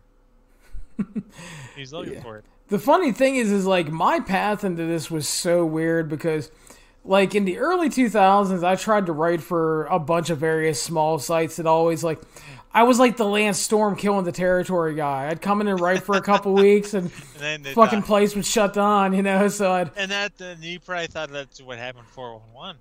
Yeah, and it's just like the weirdest thing. But then I found 411 and I was like, oh great, I can find like news all in one place.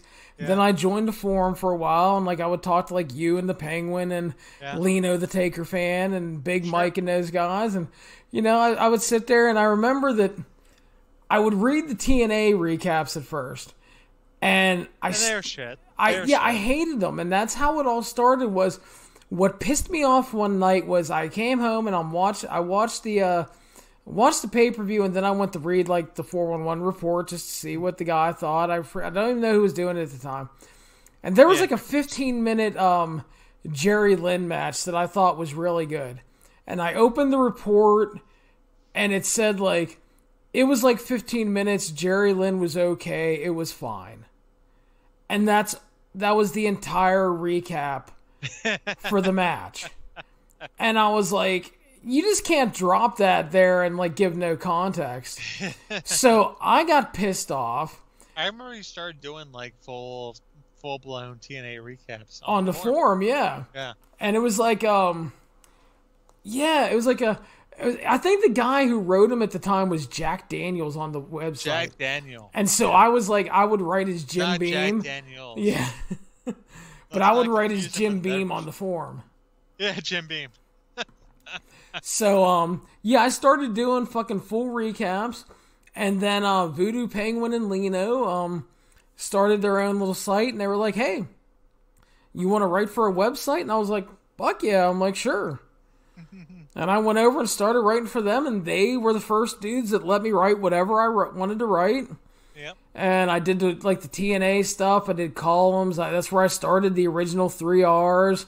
Yeah. And they were cool and let me write, and it was great. And they were equally as cool when I got the big chance at 411 and everything. And I mean, without that chance, I mean, I just would have been a dude on the forums for the longest time. Who knows where I would have been.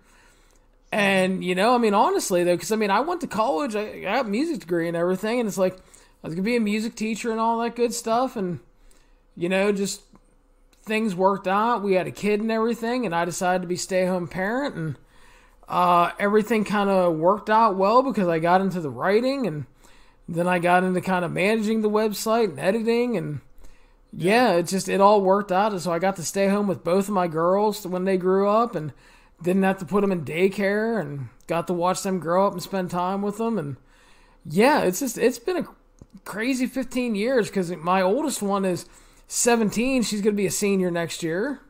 Oh, God. I know. You feeling old now, Cookie? Yeah, I really do. Because I remember she was like fucking 3 years old.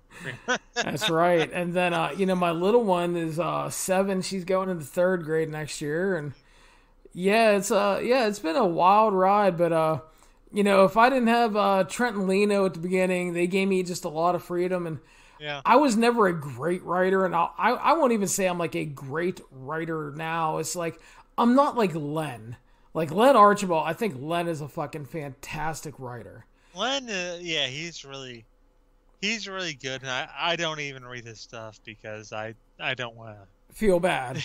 I don't want to feel bad, honestly. Yeah. I mean, I think I write That's good why I don't read a lot of stuff, because I don't want to get pissed off at everybody being better than I am, to be honest with you. Yeah. Like, I mean, I think I write a lot of good content when I write columns and stuff, but like, there's times where Len writes something and I'm just like, fuck, man. Yeah. Like, thanks, Len. I think I have some good ideas. I don't think I have good writing. I think I have some good ideas for columns that end up good, but I don't write them well. I don't think.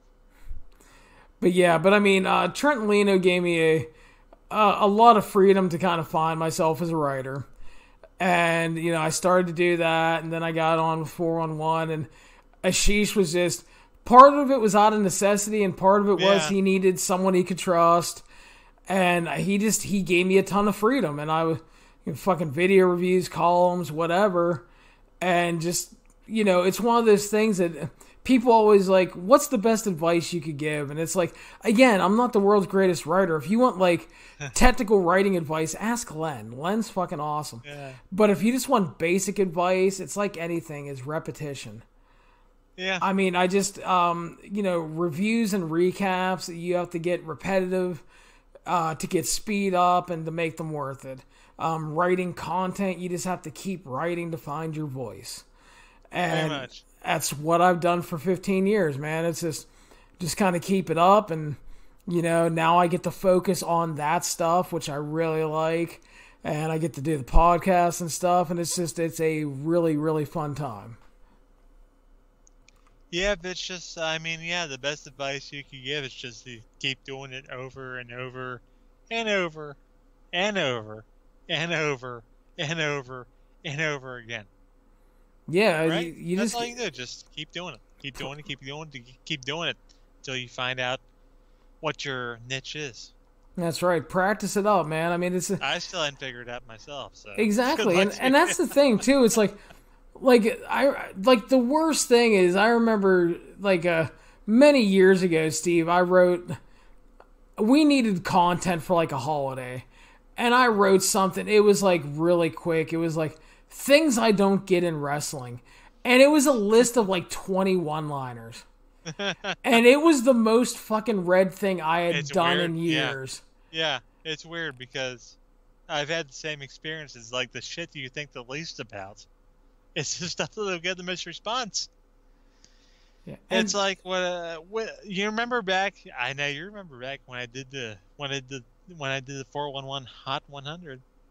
That's right. When I did that bullshit, which I would never do that now. I would not do that now. No.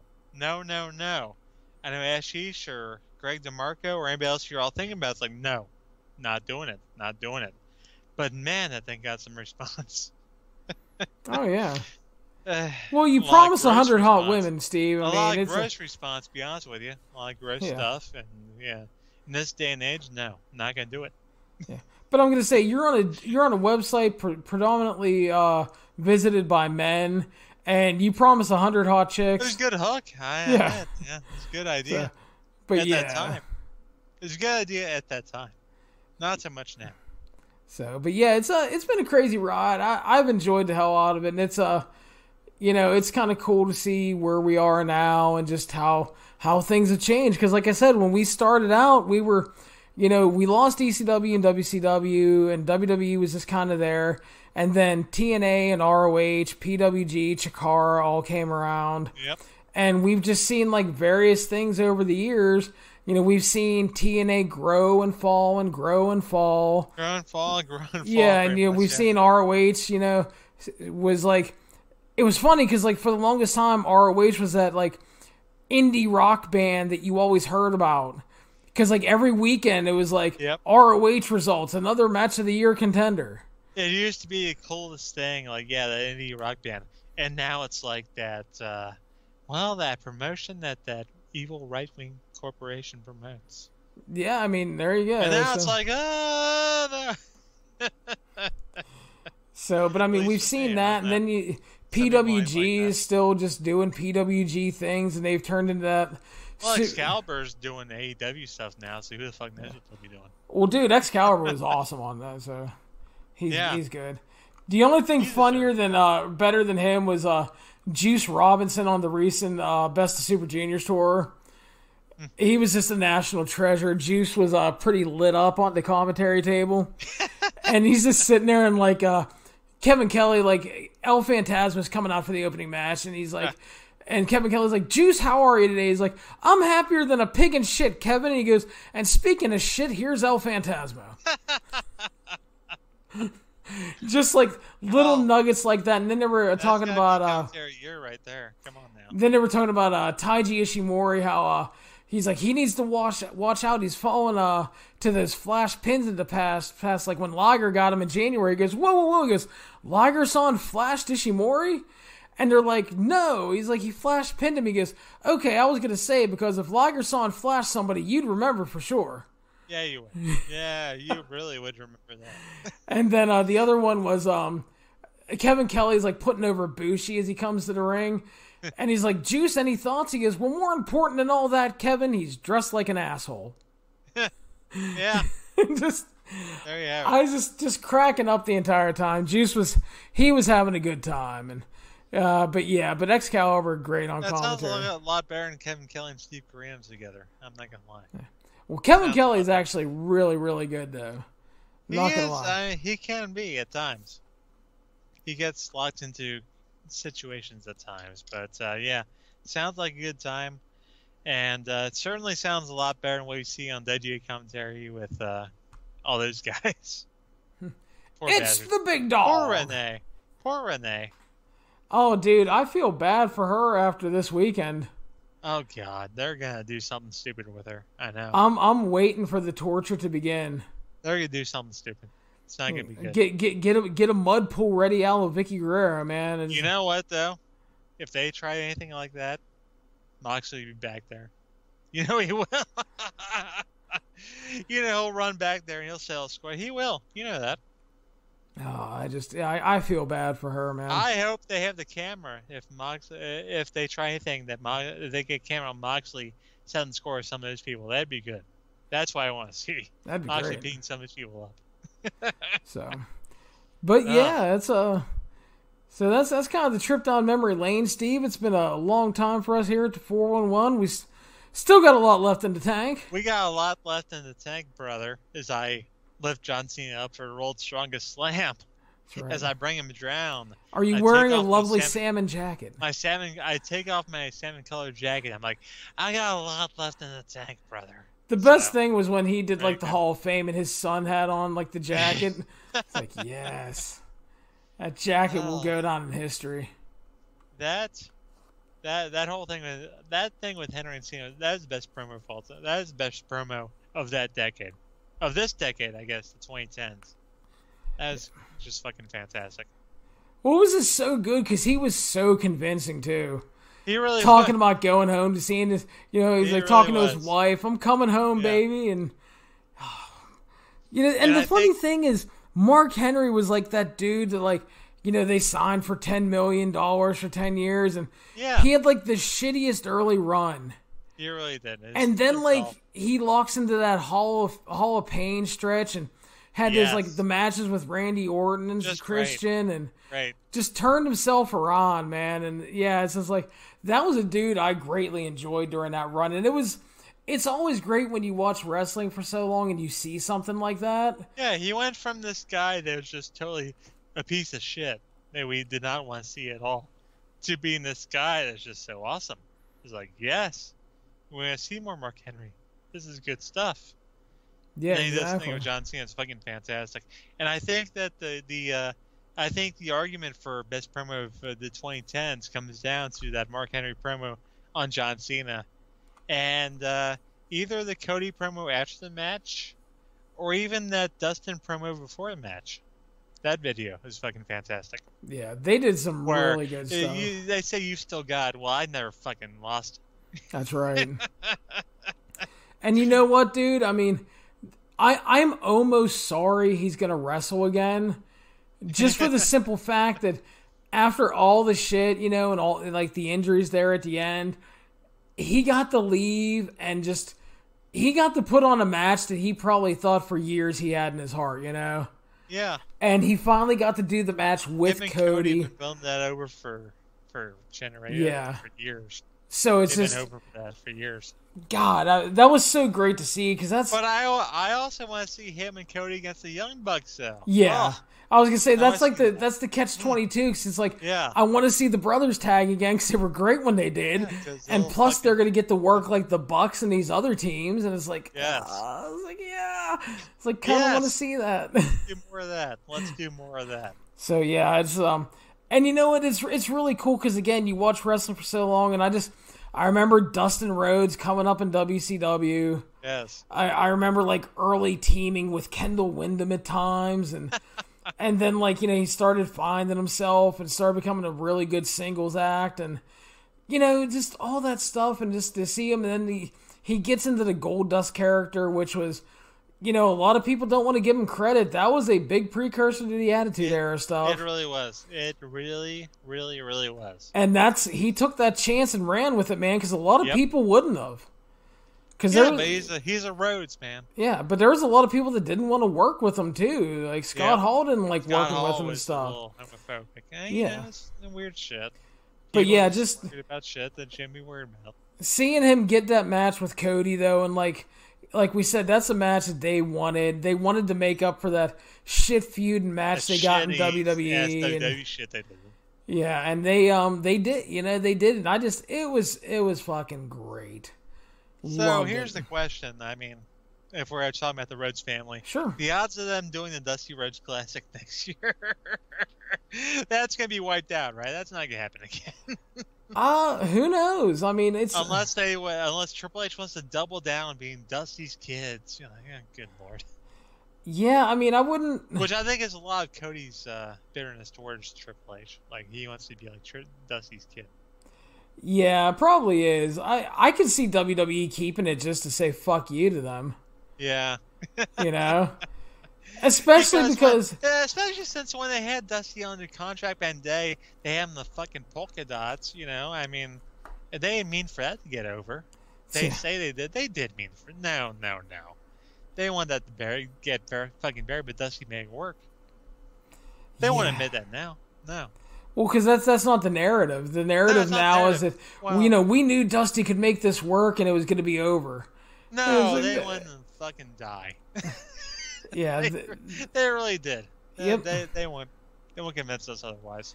Yeah, I can see Vince handing him the tights. Dusty looking at him and goes, "What's this?" And Vince going, "This is for Starrcade, fucker." Polka dots. Fuck your Clash of the Champions. It's just like, that was a big fuck you to him. But yeah, again, like I said, Dusty made it work. And yeah, it will be interesting to see if they actually do a Dusty Classic. But I'd say that they do it just to say fuck you to them. You know? Possibly so. Although I think Dusty beat right on the side with Dustin and Cody. Come on. He would be right on their side, right? Well, that's the thing is they're gonna keep taking shots at each other in various ways. Triple H took his shots at the Hall of Fame. Cody did his little throne breaking bullshit. So we're gonna see Triple H come out at the next Saudi Arabian show, riding out on a fucking Jaguar or some bullshit. I hope he comes out in the Stardust gimmick to face Orton. So you can watch his next 20-minute Chinlock Classic with Randy Orton. Yeah, oh my god, like that. Are you? I'm not doing that shit. You know that. I know. Are they making you do that? Yeah, I'm under contract, brother. Oh man. It's all right. I'll get my money and walk away. Yeah, I'll be like WWE. I'm not getting $50 million, but I'll take my money and run. And yeah, I'm not. I think almost the worst part now is that it's at 2:00 instead of noon. Because now it's gonna push later into the fucking day. It's like Jesus. But I mean, for my money, I mean, as far as Saudi, I'm not touching that. You know that. yeah. That's not my I like how everybody defends it like, oh, you're such a bad person because you don't want the Saudi fans to get WWE live. It's like, how many actual fans are there? No, stop that. Yeah. It's a Fuck goddamn off. propaganda show. It is. Anybody that defends that can get fucked, as far as I'm Yeah. concerned. But I'm way too political for some people out there. So Well, all I gotta say is thank God for my wife because she saved me a lot of shit one day because I was sitting there and I was writing something about one of the Saudi shows, and you know how I always have like the various names for the Saudi shows. Well, after the second Sweet one, Saudi Blood Money. Yeah. I was like Sweet Saudi 2, Electric Boogaloo, and then I was writing something, and it was right after the journalist got killed, and so she came in as I'm writing. And I had written a Sweet Saudi Money 2, all journalists go to heaven. Yeah. And she goes, you probably don't want to go with that one. And I'm like, a little too soon? She goes, yeah. She's like, it's appropriate. She's like, but you're going to get flambéed. I'm like, all right. Appropriate. Yeah, it's a little too soon. Yeah. So she saved my bacon there, but that's why I can't do. That's why I can't do that because I don't have somebody like Larry Csonka over my shoulder to watch over me to say, because I would say some stupid bullshit that would get me fired. Yeah, and apparently I'm also racist for calling it Sweet Saudi Money as well. I've been told that. How's that? I don't know. Apparently I'm racist and I'm evil against the Saudis, and which is funny because apparently the Saudis don't mind because our listenership is pretty decent there. Well, there you go. So anyway.